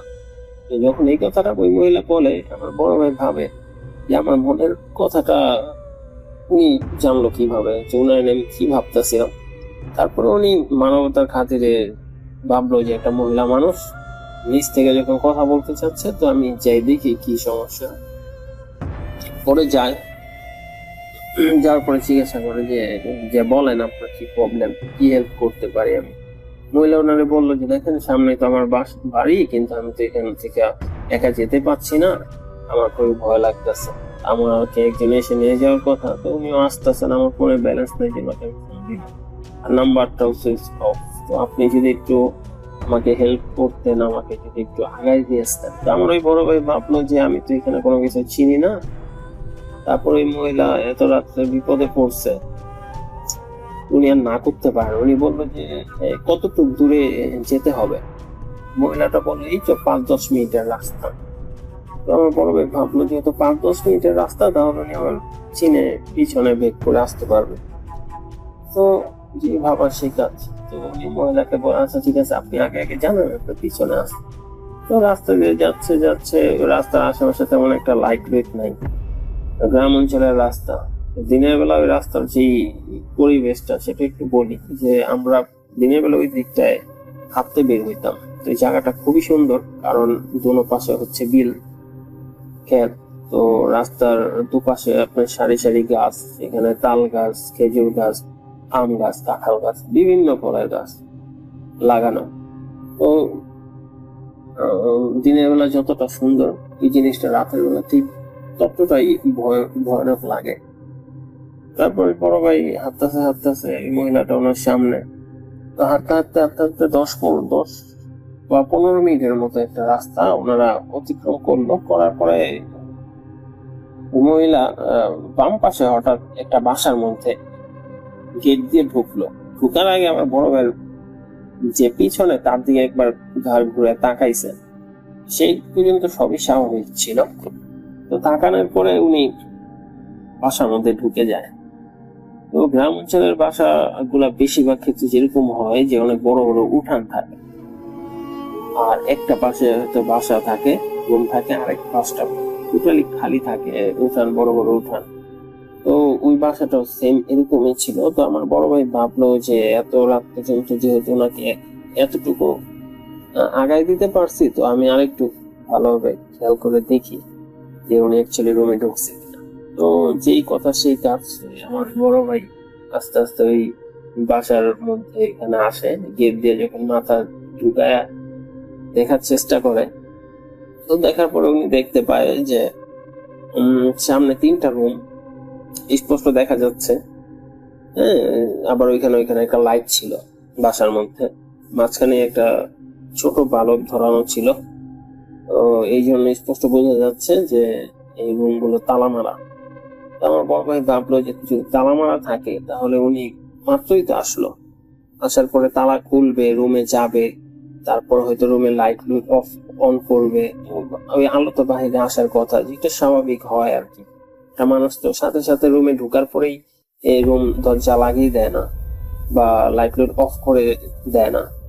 তো ওনার থিঙ্কিং হচ্ছে এরকম যে উনি যদি রুমে যায়, রুমে যাবে, লাইট ধরাবে, সে আলোটা বাহিরে আসবে, উনি আর কি ওনার মতো করে ভাবতেছে যে আমি তো বুঝতে পারবো যে একটা মানুষ রুমে ঢুকছে কিনা। তো ওনার ভাবনা এটা আসলো যে যদি রুমে ঢুকতো তাহলে আমি দেখতাম, যেহেতু রুমে ঢুকে নেই তার মানে মহিলা আশেপাশে আছে। তো উনি একটু বাসার মধ্যে ঢুকলো। ঢুকার পরে ভালোভাবে খেয়াল করলো যে অনেক বিশাল একটা উঠান। ওনার চোখ যতদূর পর্যন্ত যায় কোনো কিচ্ছু নাই, স্পষ্ট দেখা যাচ্ছে তার সোজা স্টেপ একটা বাগজার, রাত্রেবেলা হয়তো ওরকমই মনে হইতেছে যে জঙ্গল টাইপের আর কি। তো আরেকটা পাশ হচ্ছে খালি, তো সোজা একটা বিলের মতো আছে। তো উনি বিলের দিকে যখন মুখ করে তাকায়, তাকানোর পরে খেয়াল করলো যে বিলের একটু দূরে 100 মিটার বা 200 মিটারের মতো এরকম একটা ডিস্টেন্সে যে ঠিক ওই মহিলাটার মতো একজন দাঁড়ায় আছে, যে সেম ওই সাদা কাপড় পরা। কয়েকটা কথা বলি রাসেল ভাই, যে ওই মহিলাটা সাদা কাপড় পরা ছিল, কিন্তু কাপড়ের মধ্যে কিছুটা ডিজাইন করা ছিল। ডিজাইনটা আমার বড় ভাই দেখছে এই জন্যই যে আপনার উনি ওনার পিছনে যখন মোবাইলের ফ্ল্যাশ মেরে মেরে যাচ্ছিল তখন আর কি কিছুটা বুঝতে পারছে যে ঠিক ওইরকম সাদা কাপড় না, আমরা যেরকম দেখি কাপড়ের মতো, ঠিক ওরকম না, সাদার মধ্যে ডিজাইন ছিল আর কি। তো উনি বুঝতে পারে যে এই বিলের ওইখানে এত দূরে তুই মহিলাটা দাঁড়ায় আছে। তো এতক্ষণ পর্যন্ত সবকিছু স্বাভাবিক ছিল ওনার কাছে। তারপর যখন উনি দেখলো যে 1 মিনিটের ব্যবধানে একটা মানুষ এত দূর অব্দি কিভাবে চলে যায়, আবার ওনার দিকে তাকায় আছে, উনি এই জিনিসটা যখন ভালোভাবে খেয়াল করলো তখনই তার মাথায় ভয়টা ঢুকলো আর কি। উনি ভাবলো যে আমি হয়তো ভুল কোনো কিছু এইখানে এসে বসে। তো ওনার মধ্যে তখন ভয়টা কাজ করলো। কাজ করার পরে উনি সাথে সাথে আমাদের ফোন দেয়। ওরা আমরা তো যতটুকু পারি রাস্তার আগে আসি। আগে আসার পরে আমরা ওনারে বলি যে ভাই আপনি তো এমনিতে জায়গা চিনেন না, তারপরে আপনি আবার এই দিকে আসলেন কিভাবে? মানে ওইদিকে তো আপনার যাওয়ার কথা না এত রাত্রেবেলা। তারপর উনি আমাদের বলতেছে যে আচ্ছা আগে বাসায় চলো, পরে আমাদের বলতেছে ঘটনা কি হয়েছে। তারপর আমরা ওনারে দেখলাম যে উনি মানে দৌড়ে দৌড়ে আসছে, তো ঘেমে ঘুমে একাকার একটা আতঙ্ক কাজ করতেছে ওনার মধ্যে, মানে শরীর হাত পা হয়তো কাঁপতেছে এরকম। পরে আমরা উনি নিয়ে বাসায় যাই। বাসায় যাওয়ার পরে উনি ফ্রেশ ট্রেশ হয়, ফ্রেশ ট্রেশ হওয়ার পরে খাওয়া দাওয়া করে। খাওয়া দাওয়া করার পরে যখন ওনার জিজ্ঞাসা করি যে ভাই আপনি এত রাত্রেবেলা ওই দিকে কেন গেলেন, আপনার তো এখানে চেনার কোনো কথা না, ওই দিকটা অন্তত না। উনি আমাদেরকে পুরো ঘটনাটা বলল। তো ঘটনাটা আমাদের বলার পরে যখন আমরা সবাই সবার উদ্দেশ্যে ঘুমানোর জন্য বলি, তো আমরা সবাই ঘুমিয়ে পড়ি। তো তখন কয়টা বাজবো, রাতে 3টা বা 4টা হবে। উনি মাত্রই ঘুমাইছে, যেহেতু অনেক রাত করে আসছে। তো খাওয়া দাওয়া করতে করতেই রাতে 2টার মতো বেজে গেছে। তারপর হয়তো 1 ঘন্টা ঘুমাইছে, এর মধ্যে উনি চিৎকার দিয়ে ওঠে। তো ওনার চিৎকারে তো আমাদের সবাই ঘুম ভেঙে যায়। তো আমরা লাইট ধরানোর পরে তারা জিজ্ঞাসা করি যে ভাই কি হয়েছে, চিৎকার দিলেন কেন? তখন উনি বলতেছে যে ভাইয়া আমি তো তোমাদের যে ঘটনাটা বললাম মহিলাটাকে নিয়ে, সেই মহিলা তো আমার স্বপ্ন আসছে। আমরা তো কৌতূহল বশত তারা জিজ্ঞেস করি ভাই কি স্বপ্ন দেখলেন? উনি আমাদের বললো যে আমি যে মহিলাটাকে আগায় দিছি তার চেহারা তো স্পষ্ট আমার মনে আছে, তার আমি দেখছি সামনাসামনি। তারপর সে আমার স্বপ্নে আসলো, এসে আমাকে বলতেছে যে আমার বাসা পর্যন্ত আগায় দিছেন, এর জন্য আপনাকে ধন্যবাদ। আমি আরেকটু খুশি হইতাম যদি আপনি আমার সাথে আরেকটু আমার কাছাকাছি এসে আমার সাথে দেখা করে দিতেন, তাহলে আপনার জন্য আমার কাছে একটা ছোট গিফট ছিল, আমি সেই গিফট আপনাকে উপহার হিসেবে দিতাম। এটা বলে নাকি তার স্বপ্নের মহিলা হাসি দেয়, রহস্যজনক হাসি দেয়। আর সেই হাসিটার মধ্যে নাকি একটা অন্যরকম ভয় ছিল, যেটা উনি বলে। এটা দেখে উনি অনেক ভয় পায়। তো ভয় পেয়ে আর কি চিৎকার দিয়ে ওঠে। তো এই ছিল রাসেল ভাই ওনার ঘটনা, যেটা উনি শেয়ার করছে আমাদের সাথে। তো যদি ভালো লাগে অবশ্যই ঘটনাটা শেয়ার করবেন লিসেনারদের সাথে।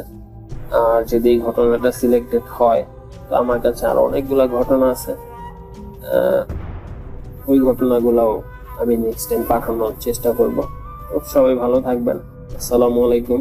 আমি স্বামী, বলছি নানুর।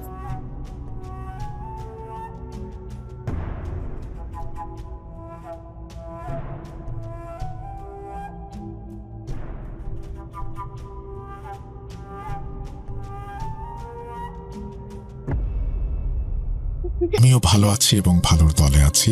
আর এই মুহূর্তে আমি যেটা করতে চাই সেটা হচ্ছে আরও একটি ঘটনায় যেতে চাই।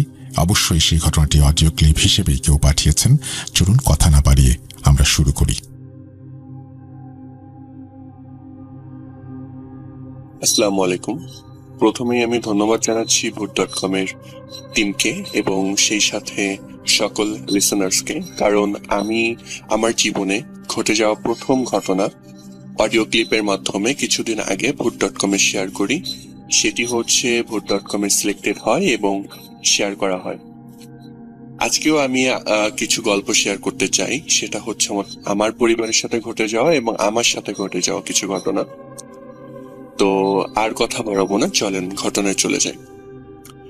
ঘটনাটা হচ্ছে সাতক্ষীরার কোনো একটা এলাকার। আমি একদম এলাকার নামটা বলবো না। যা হোক, আমরা তখন বাসা ভাড়া থাকতাম। তো আমরা একটা বাসা পাই। বাসাটা ছিল 4 তলা, 2 ফ্ল্যাটের বাসা। মাঝ দিয়ে সিঁড়ি, বাম হাতে ফ্ল্যাট এবং ডান হাতে ফ্ল্যাট। তো আমরা যখন বাসাটায় উঠি তখন ওই বিল্ডিং এর পশ্চিম পাশের আপনার 4 তলায় কমপ্লিট ছিল এবং পূর্ব পাশের ফ্ল্যাটগুলা কমপ্লিট ছিল না, মানে কাজ চলছিল।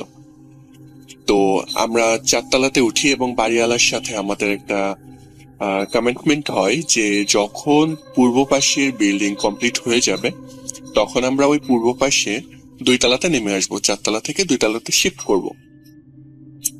যা হোক, আমরা যথারীতি ফ্ল্যাটে উঠে যাই। উঠে যাওয়ার পরে ওই বিল্ডিং এরই অনেক ভাড়াটিয়ারা আমাদের বলতে থাকে যে আপনারা কি কিছু জানেন, আপনারা কি জেনে শুনে ফ্ল্যাটটা নিয়েছেন? তো তখন আমরা তাদেরকে প্রশ্ন করি কি এমন কথা যে জানতে হবে বা এমন কিছু ব্যাপার স্যাপার।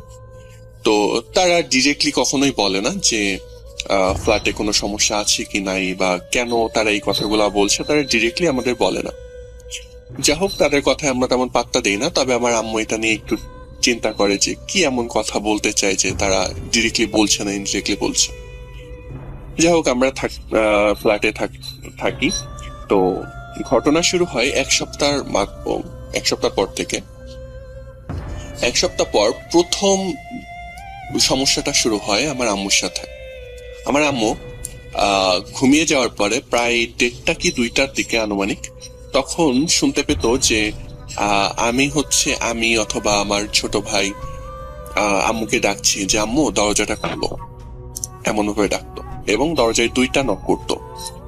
তো আম্মু দৌড় দিয়ে এমন হয়েছে 2-3 বার দরজা খুলতে গেছে, বাট খুলতে যেয়ে দেখে যে অনেক রাত, 2টা-2:30 বাজে। তো এত রাত্রে তো আমাদের বাইরে থাকার প্রশ্নই ওঠে না। তো আম্মু চেক করতে যেত আমাদের রুমে যে আমরা আছি কিনা, চেক করে দেখতো যে না, আমরা রুমে ঘুমাচ্ছি। তো আম্মু ভাবতো যে হয়তো বা মনের ভুল, সেইটা ভেবে আম্মু আবার ঘুমিয়ে যেত। তো একদিন রাতে আম্মুর ভুলটা ভাঙে যে ঠিক এমন 2টা কি 2:30 বাজে। তো আমি একটা হুজুরের কাছে পড়তাম আর কি, আরবি পড়তাম। তো আম্মু শুনে সেই হুজুরটা, মানে সেই হুজুর আম্মুকে ডাকছে দরজায় নক করে যে আপা দরজা খুলেন। তো আমার বাবা আম্মুর পাশে শুয়েছিল আর কি। তো আমার বাবারও ঘুম ভেঙে যায় নক করার শব্দে। তো আমার আম্মু তড়িঘড়ি করে উঠে, মানে যেহেতু আম্মু ঘুমাচ্ছিল, ঘুম থেকে উঠে দরজাটা, মানে মেন দরজা খুলতে যায় আর কি। তো আমার বাবা তখন পিছন দিয়ে ডাকে যে তুমি কোথায় যাচ্ছ? তা বলে হুজুর আসছে, দরজাটা খুলে দিয়ে আসি। তো আমার বাবা বলে এখন কয়টা বাজে দেখছো? ঘড়ির দিকে তাকায় দেখে 2:30 বাজে। তো আমার বাবা আমার আম্মুর দিকে এবং আমার আম্মু আমার বাবার দিকে তাকিয়ে থাকে যে কি হলো। এবং আমার আম্মু ভয় পাবে বিধায় আমার বাবা সেদিন রাতে আম্মুকে বলেনি যে বাবাও শব্দটা শুনেছে। পরের দিন সকালে উঠে বলে যে শব্দটা আমিও শুনেছিলাম এবং আমিও স্পষ্ট শুনেছি যে হুজুরের গলায় তোমাকে কেউ ডাকছে যে আপা দরজাটা খুলেন, এবং দরজায় 2টা নক করছে। যাই হোক, এমন ঘটনা প্রায় ঘটতে থাকে। একটা ঘটনা গেল। দ্বিতীয় ঘটনা হচ্ছে সেম বাসায় আমি প্রায় মাগরিবের আজান দিবে এমন একটা সময় আমি বাইরে থেকে আসছি। এসে আমি ওয়াশরুমে গেছি ফ্রেশ হওয়ার জন্য। তো ওয়াশরুমে যেখানে আমরা বালতি রাখি, মানে ট্যাপ থেকে যে বালতিটা পানি পড়ে ওই ট্যাপের নিচে, তো আমি বালতিটা সরিয়ে আমি পা ধুচ্ছিলাম আর কি, আর হাত দিয়ে পানি নিয়ে মুখে দিচ্ছিলাম। এমন সময় দেখি রাসেল ভাই, আমি এখনো বলছি আমার গায়ের কাটা খাড়া দিচ্ছে। এমন সময় দেখি আমার চোখটা ফ্লোরের দিকে যায়, ওয়াশরুমের ফ্লোরের দিকে যাওয়ার পরে দেখি একটা সাদা কাফনের কাপড় পরা একটা লাশ, মুখটা খোলা, চোখের কুঠুরির ভিতরে চোখ নাই, একদম চোখ বের হয়ে আসছে, মনে নাই চোখ বের হয়ে আসছে এমন একটা অবস্থা। এবং তার পুরো চেহারাটা একদম গলে গলে পড়ছে এমন একটা অবস্থা। আর সে আমার দিকে তাকিয়ে হাসছে। আমি এটা দেখে চিৎকার করে ওয়াশরুম থেকে বের হয়ে আসি। বের হয়ে আসার পর আমার আম্মু শুনে যে কি হয়েছে। তো আম্মু ভয় পাবে বিধায় আম্মুর সাথে আমি শেয়ার করি না। যাই হোক, সেটাও আমি মনের ভুল ভেবে আমি নিজেকে সান্ত্বনা দিই যে এমন কিছু হয়তো বা না, আমি ভুল দেখেছি। পরে যখন এই ব্যাপারগুলো আরো বেশি বাড়াবাড়ি হওয়া শুরু করলো, তখন ওই ফ্ল্যাটে ওই বিল্ডিং এর যে বাকি ভাড়াটিয়ারা ছিল তাদের সাথে আমরা শেয়ার করা শুরু করি যে এমন এমন ঘটনা। তো তখন তারা বলে যে আমরা তো আপনাদেরকে প্রথম বলেছিলাম যে আপনারা সব জেনে শুনে এই ফ্ল্যাটে উঠেছেন কিনা। আমরা তো জানি অনেক ভাড়াটিয়া এই ফ্ল্যাটে থাকে, বাট শেষ পর্যন্ত থাকতে পারে না, তারা চলে যায় এই সমস্যার কারণে। তো আমরা তো ভেবেছিলাম আপনারা জেনে শুনে উঠেছেন। তো আমরা তখন বলি জেনে শুনে কি কেউ এমন ফ্ল্যাটে উঠে? যাই হোক, বাড়িওয়ালার সাথে আমরা কথা বলি। বাড়িওয়ালা বলে যে আপনারা একটু দোয়া কালাম পড়েন, ঘর বন্ধ করে নেন। সমস্যাটা বাধে সেইখানে যখন আমরা ঘর বন্ধ করতে যাই এবং বিল্ডিং এর সবাই জানতে পারে যে আমরা বাসা বন্ধ করতে চাচ্ছি, তখন বিল্ডিং এর সবাই আমাদের সাথে বিরোধিতা করে, কারণ সামহাও যদি আমরা ঘর বন্ধ করে ফেলি এবং জানি না কি ছিল ওইখানে, সেগুলো হয়তো বা বিল্ডিং এর সবাইকে বিরক্ত করতে পারে বা ভয় দেখাতে পারে। সেই ভয়টা তারা আমাদেরকে মানে বাসা বন্ধ করতে দেয়নি। তারপরেও আমরা লুকিয়ে বাসা বন্ধ করি, কারণ আমার ছোট ভাই আছে, আম্মু আছে, এরা তো ভয় পায়। যা হোক, এই একই বিল্ডিং এর আরেকটা ঘটনা, তখন আমরা এর ভিতরে হচ্ছে আমরা ওই যে পূর্ব পাশের 2 তলা কমপ্লিট হয়ে যায়, আমরা 2 তলাতে শিফট করি। এরই ভিতরে ওই একই বিল্ডিং এর আপনার আমরা যে 4 তলায় থাকতাম তার অপোজিটে যে ফ্ল্যাটটা ছিল সেম 4 তলা, ওটা কমপ্লিট হয়ে যায়। তো ওইখানে একটা নতুন ভাড়া দিয়ে ওঠার পরে সে আন্টি হচ্ছে 2 মেয়ে নিয়ে থাকতেন এবং আন্টির হাজবেন্ড থাকতেন বিদেশে। তো তার সাথে একটা ঘটনা ঘটে, সেটা হচ্ছে একদিনকে ভোরবেলা, মানে আন্টির 2 মেয়ে কোচিং এ যেত ভোরবেলা। তো একদিনকে ভোরবেলা বৃষ্টি হয়, মানে ঝিরঝিরি বৃষ্টি হচ্ছে। তো আন্টির ঘুম ভেঙে গেছে। ঘুম ভেঙে গেলে দেখে আন্টি যে রুমে আছে, মানে আন্টির রুমে, তো দেখে যে আন্টির বড় মেয়ে আয়নার সামনে মানে রেডি হচ্ছে কোচিং এ যাওয়ার জন্য, চুল ছেড়ে দিয়ে মানে রেডি হচ্ছে সে তার মতো করে। তো আন্টি হচ্ছে ঘুম ঘুম চোখে তার দিকে বলে যে কোচিং এ যাবে, বাইরে তো বৃষ্টি হচ্ছে, তাইলে ছাতা নিয়ে যেও। তো সে আবার মাথা নেড়ে হ্যাঁ সূচক উত্তর দেয়, কথা বলে না। তো আন্টি ঘুমিয়ে যায়। ঘুমিয়ে যাওয়ার পরে আন্টির হঠাৎ করে মানে ঘুম ভেঙে যায়। কিরে, ওরা তো চলে গেছে, আমার তো মেন দরজা লক করতে হবে, ওরা চলে গেল, আমাকে ঘুম থেকে ডাকলো না, মেন দরজা তো খোলা। এইভাবে আন্টি ঘুম থেকে লাফতে উঠে এবং মেন দরজা চেক করতে যায়। তো মেন দরজা চেক করতে যখন যায় তখন দেখে যে না, দরজা লক করা, ভেতর থেকে লক করা, মানে বাইরে তারা কেউ যায়নি। তো আন্টি তখন ভাবে হয়তোবা বৃষ্টি হচ্ছে বাইরে, সেজন্য ওরা পড়তে যায়নি, হয়তোবা ঘরে বসে পড়ছে। তো আন্টি মেয়েদের রুমে যায়। রুমে যাওয়ার পরে দেখে যে সেম আন্টির বড় মেয়ে মানে আফসা আলো, রুমে লাইট নাই, আফসা আলোতে চেয়ারে বসে আছে এবং তার চুলটা পিছন দিক থেকে ঝুলছে আর কি, মানে চুল খোলা। তো আন্টি ভাবে যে হয়তোবা যেহেতু পড়তে যায়নি, হয়তোবা টেবিলে বসে পড়ছে বা এমন কিছু। আন্টি অত মাথায় অত কিছু নেয় না, আন্টি আবার মানে ঘুমাতে চলে যায়। তো আন্টি যখন শুয়ে পড়ে তখন আন্টির চোখটা যায় আন্টির মানে রুমে যে ওয়াল ঘড়িটা ছিল ওইটার দিকে। তো আন্টি তখন দেখে 2:30 বাজে। তো আন্টি তখন মানে লাফ দিয়ে আবার উঠে বসে, কি ব্যাপার, এখন 2:30 বাজে, আমার বড় মেয়ে হচ্ছে কোচিং এ যাওয়ার জন্য রেডি হলো, বাট কোচিং এ গেল না, আবার চেয়ারে বসে আছে, কি সমস্যা?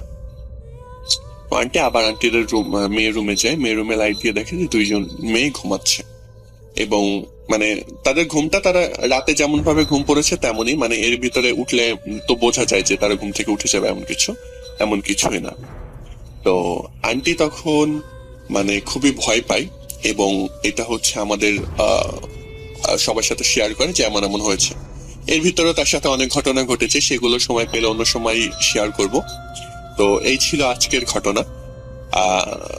সিলেক্টেড হলে অবশ্যই আমাকে জানাবেন এবং আমার ইচ্ছা আছে ভবিষ্যতে কখনো যদি সুযোগ পাই আমি ভূত.com এ এসে সরাসরি স্টুডিওতে ঘটনা শেয়ার করব। আমার কাছে একটা অনেক বড় ঘটনা আছে যেটা হচ্ছে আমি অনেক পরে শেয়ার করব ইনশাল্লাহ। তো যা হোক, সবাই ভালো থাকবেন, আমার জন্য দোয়া করবেন, ভূত.com এর পাশে থাকবেন। আল্লাহ হাফেজ।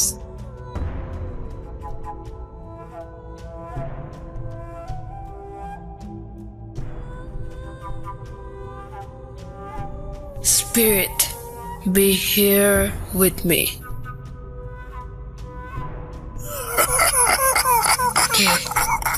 কে তুমি?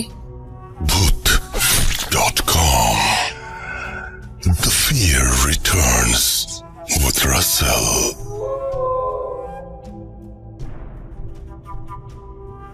আপনাদের সবাইকে স্বাগত জানাচ্ছি ভূত.com এ। আমি রাসেল আছি সাথে এবং এখন সময় হলো তৃতীয় অডিও ক্লিপটি শুনে আসার।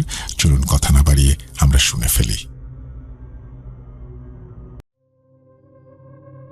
আসসালামু আলাইকুম রাসেল ভাই, আশা করি খুব ভালো আছেন, কেননা আপনি সবসময় ভালোর দলেই থাকেন। তো রাসেল ভাই, আমি ভূত এফএম ছোটবেলায় খুব শুনতাম, ওই সময় নানুর বাড়িতে গেলে ভূত এফএমটা শোনা হইতো। কিন্তু রিসেন্টলি আপনার ভূত এফএম বন্ধ হওয়ার পর আপনার এই ইউটিউবের ভূত এফএম শোনা হয়, ভূত.com শোনা হয়।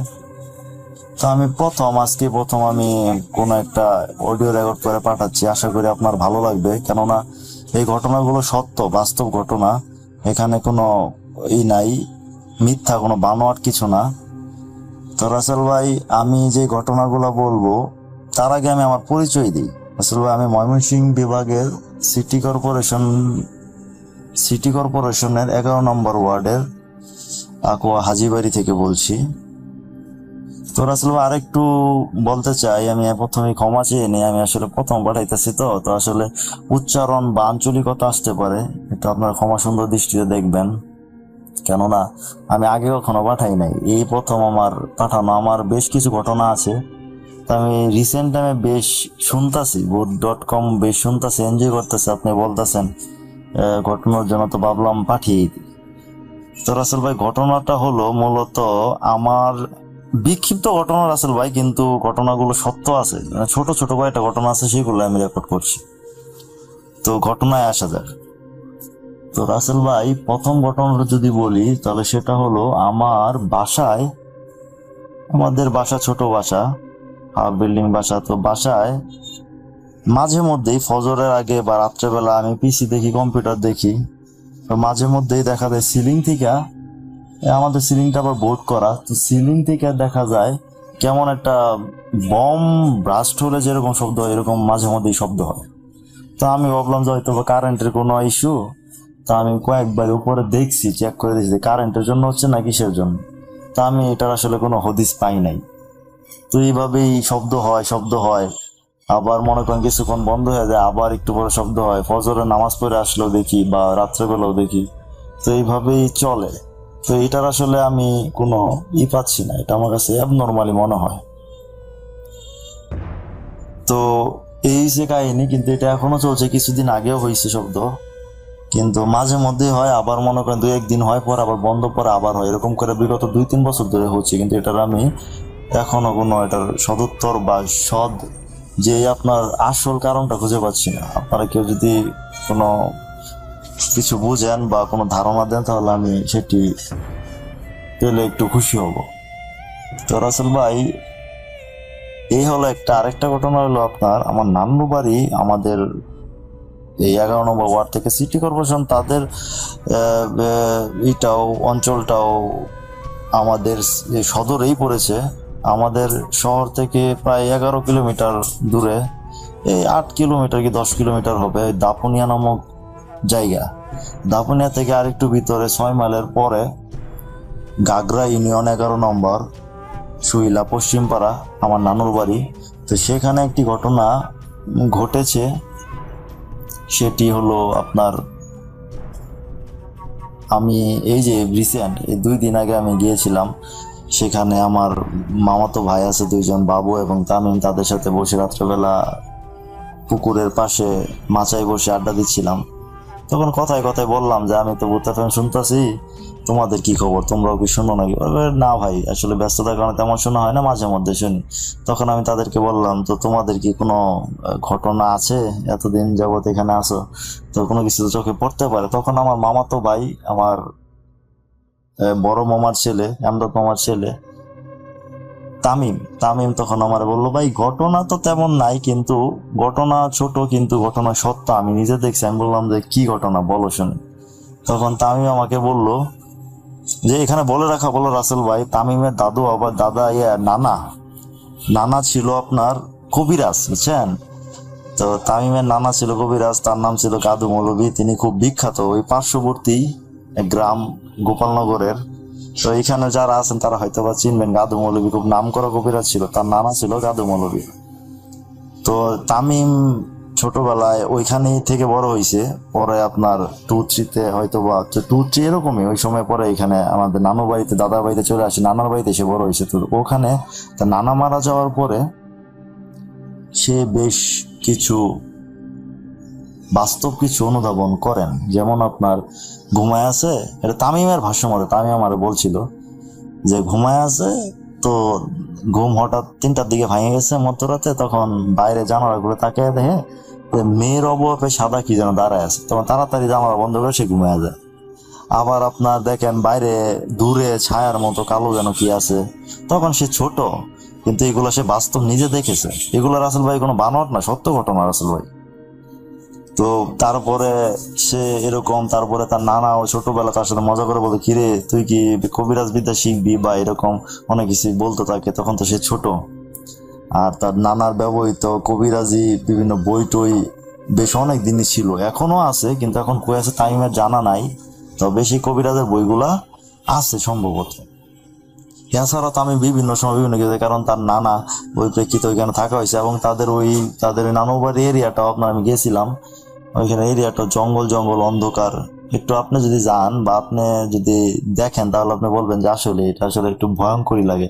সাথে পুকুর, নারিকেল গাছ, নারিকেল খাওয়া হয়েছে, নারিকেল গাছ, পুকুর, ডোবা, অন্ধকার জঙ্গলের মতো। আসলে ওদের বাড়িটাও পুরানা। তো এরকম একটা পরিবেশ। তো এছাড়াও তামিমের বেশ কিছু ঘটনা আছে এরকম, সে দেখছে বন্দে মাছ ধরতে গেছে, তখন যায় দেখে বন্দের মধ্যে মাছ ধরতে গেছে, এই দূরে জঙ্গলের মধ্যে যেন কেমন কিরকম শব্দ হচ্ছে এরকম ঘটনা, বা পাশের পুকুরে কি যেন ঝাঁপ দিয়া পড়ছে এরকম ঘটনা সে প্রায়ই দেখছে, কারণ গ্রামের ছেলে বুঝেন মাছ টাছ ধরে। তো এরকম দেখা হয়েছে তার।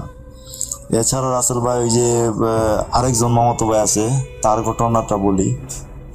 এটা কিন্তু রাসেল ভাই বেশি দিন আগের না, এই যে কালকে আমি আসছি নানু বাড়িতে, কালকে আসি, পরশু দিন রাত্রেবেলা কারেন্ট চলে গেছিল, ওখানে বসছিলাম, তখন এই দুই ভাইয়ের সাথে কথা বলছি। তো পরে ওই ভাই যে বললো বাবু, সেও আমার বড় মামার ছেলে, আতিক মামার ছেলে বাবু, সে আমাকে বললো, আমি জিজ্ঞাসা করলাম তোমার কি ঘটনা আছে বলো, তুমি তো দেখতেই পারো জিন আছে, এটা কোরআনেও আছে, দেখতেই পারো বাবু, তুমি বলো তোমার এই পর্যন্ত তুমি কি কোনো কিছু দেখছো নাকি। ভাই দেখছি তো কিছু কিছু, কিন্তু ছোট, কিন্তু আসলে সত্য বলা কিন্তু ছোটই হয় রাসেল ভাই, এত ভয়ানক ভাবে এত কিছু হয় না। তো বাবু আমাকে বললো যে আমি দেখছি, আমি যখন এই 5-7 বছর 8-10 বছর আগে আমাদের পুরান টয়লেট ছিল রান্নাঘরের পিছনে এই বাসজারের সাথে, তো ওইখানে নাকি সে গেছে, তখন দেখে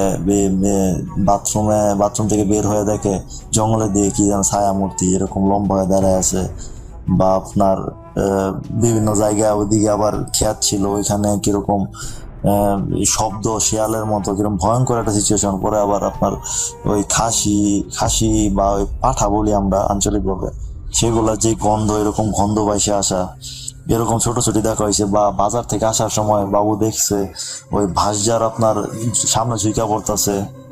এছাড়া মনে করেন আমাদের ওইখানে পুকুরের পাশে ওইদিকে একটা, ওই জায়গাটা নিয়ে অনেকের অনেক মত আছে, ওই জায়গা দিয়ে গেলে নাকি মাছ টাছ নিয়ে গেলে, এগুলা যে ঘটনা শুনি রাসেল ভাই, এগুলো আসলে সত্য, বিভিন্ন গ্রামে হয়, আমাদের এখানে হয়েছে। মাছ নিয়ে গেলে আপনার দেখা গেছে যে বাঁশ নামায় দিতেছে, পরে আবার কিছুক্ষণ অপেক্ষা করলে হয়তো বা একটু কিছু কথা বললে তারপরে নাকি বাঁশ আবার উঠা যায়, এরকম জায়গা আছে। আবার ওই জায়গায় আপনার খেজুর গাছ ছিল অনেক মাথার, এটা আম্মার মুখে শুনছিলাম আমার নানু বাড়ির। আবার ওইদিকে একটা তাল গাছ ছিল, ওইখানেও অনেক সময় অনেক কিছু হয়েছে। আবার জনমুখে কথা আছে যে আপনার ওই তাল গাছটা যে ছিল ওটা ঠাডা পড়ে মরে গেছে, ঠাডা পড়ে আসলে গাছটা নষ্ট হয়ে গেছে, একদম চির হয়ে গেছিল অনেকদিন আগে, 10-15 বছর আগে। তো তখন নাকি ওই নিয়ে নাকি ল্যাংড়া শয়তান থাকতো। তো ল্যাংড়া শয়তান এটাও আপনার একটা কথা আছে, যেমন ল্যাংড়া শয়তান, তখন এটা আম্মুর মুখে শুনছিলাম যে আম্মুর দাদা আমার বড় বাবা ওই জবান আলী মন্ডল, উনি আবার মন্ডল ছিলেন, বিচার আচার করতেন গায়ের, তো উনি খুব প্রভাবশালী ছিলেন। তো ওই জবান আলী মন্ডল উনি করছে কি, উনি নাকি ওই শয়তানকে বাড়ি মাইরা ঠ্যাং ল্যাংড়া করে দিয়েছে, এরকম জনমুখে আছে। সত্যটা কতটা আমি ঠিক জানি না, তবে ওই বড় বা উনি আসলে শয়তান নাকি দেখছে, এটা আমার আম্মু বলছে, আম্মুরা শুনছিল তখন, আম্মুর দাদা মানে আমার বড় বাবা। এরকম ঘটনা আছে। আর একটি ঘটনা হলো রাসেল ভাই, সেটা হলো এই মনে করেন 15 কি 17 এর মধ্যে হবে বা 18, তা আমরা সবাই শীতের ছুটিতে নানু বাড়িতে পিঠা খাইতে গেছি, সবাই ফ্যামিলি সবাই। তখন দেখা গেছে যে আম্মু নানু আন্টিরা ওই পশ্চিম পাড়া ওইখানে পিঠা ভাঙতে গেছিল বা একটা দরকারে গেছিল, রাত বাজে 11টা, সাথে আবার আমার এক মামা ছিল। আসার সময় আস্তে আস্তে মেঠো পথে আস্তে আস্তে তখন নাকি পেছন থেকে বিড়ালের একটা শব্দ, বিড়ালের ডাক। তখন দেখা যায় যে বিড়ালের ডাক শুনে নানু আম্মু আম্মু বলতেছে যে কি ডাকে, আবার আমার ছোট বোনও সাথে ছিল। তখন নানু বলে যে তোমার পিছনে তাকায়ও না, কিছু একটা হইতে পারে, কারণ ওইদিকে কবরস্থান ছিল, জিনের উপদ্রব থাকতেই পারে, কবরস্থানে থাকতেই পারে। তো পিছনে আরো ওইখানে ফাঁসিও নিয়েছিল, ওইখানে কবর টবর ছিল, ওইখানে তাল গাছ ছিল, খেজুর গাছ ছিল। তো আগে আসতেছিল, তখন ওই মামাদের সাথে গেছিল, মামা বলছে যে আফা আপনারা তো পিছনে তাকায়েন না, মামার নাম ছিল মুফাজ্জল, তাকায়েন না, সোজা আসেন। তারা নাকি সোজা আসছে, কিন্তু শব্দ শুনে বুঝছে যে এটা একটা বিড়াল।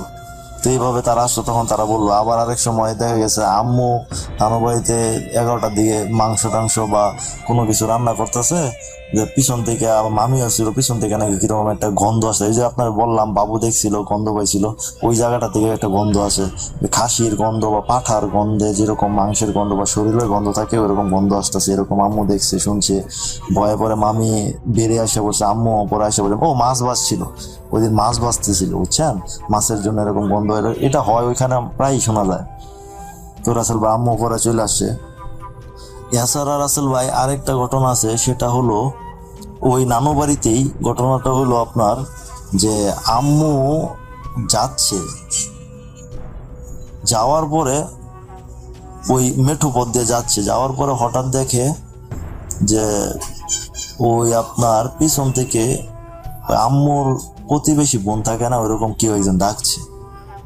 তো আম্মু মনে করছে যে ওই লুৎফা না শিরিন ডাকছে, তো আচ্ছা তাকাইছে, দেখে যে কেউ নাই, কিন্তু আম্মু সত্যই শুনছে। ওই আপনার বিকাল বিকাল সন্ধ্যার আজান দিচ্ছে এই টাইমে, বা সন্ধ্যার আজানের আগ মুহূর্তটা, দেখে যে নাই। তো বাড়িতে এসে সবাই আমাদেরকে বললো, আমরা শুনে আসলে শুনলাম। তো এইভাবে শুনছি। এগুলো কিন্তু রাসেল ভাই একদম সত্য ঘটনা, ছোট ছোট হইতে পারে কিন্তু সত্য ঘটনা। জানি না এটা কি সিলেক্ট হবে কিনা, সিলেক্ট হলে খুব খুশি হবো রাসেল ভাই। এটা আসলে পরীক্ষামূলকভাবে দিচ্ছি, আসলে আপনি সিলেক্ট করলে একটু উৎসাহ পাবো। তো আশা করি পরবর্তীতে আরো ওইখানে নানু বাড়ি রিলেটেড অনেক ঘটনা আছে, ওই মামাদের কাছ থেকে শুনে আমি ইনশাল্লাহ আপনাকে পাঠাবো। আশা করি আপনি এই ঘটনাটি বুথ FM বুথ.com আপনি রিলিজ করবেন, আশা রাখছি। এবং শ্রোতারা আসলে জানি না কতটা ভালো লাগবে, কিন্তু এগুলো সত্য ছোট ছোট ঘটনা, আশা করি আপনি প্রকাশ করবেন। আর আরেকটা বিষয় হলো রাসেল ভাই, ঘটনাটি যদি সিলেক্ট হয় তাহলে আপনি অবশ্যই আমাকে একটু রিপ্লাই দিবেন। আর কথার মধ্যে বা আঞ্চলিকতা আসতে পারে, বুঝতেই হবে, সবাই সময় ক্ষমা সুন্দর দৃষ্টিতে দেখবেন। যদি সিলেক্ট হয় রাসেল ভাই, প্লিজ আমাকে একটু রিপ্লাই দিয়ে জানাবেন। তো রাসেল ভাই এই ছিল আমার ঘটনা। সবাই ভালো থাকবেন, রাসেল ভাইও ভালো থাকবেন। আল্লাহ হাফেজ।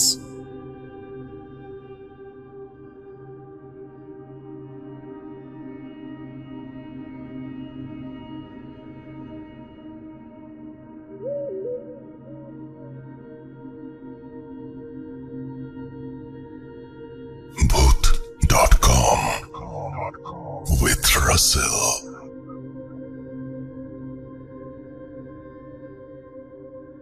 আসসালামু আলাইকুম রাসেল ভাই ও প্রিয় লিসেনার্স, আশা করছি আপনারা সবাই ভালো আছেন এবং সুস্থ আছেন।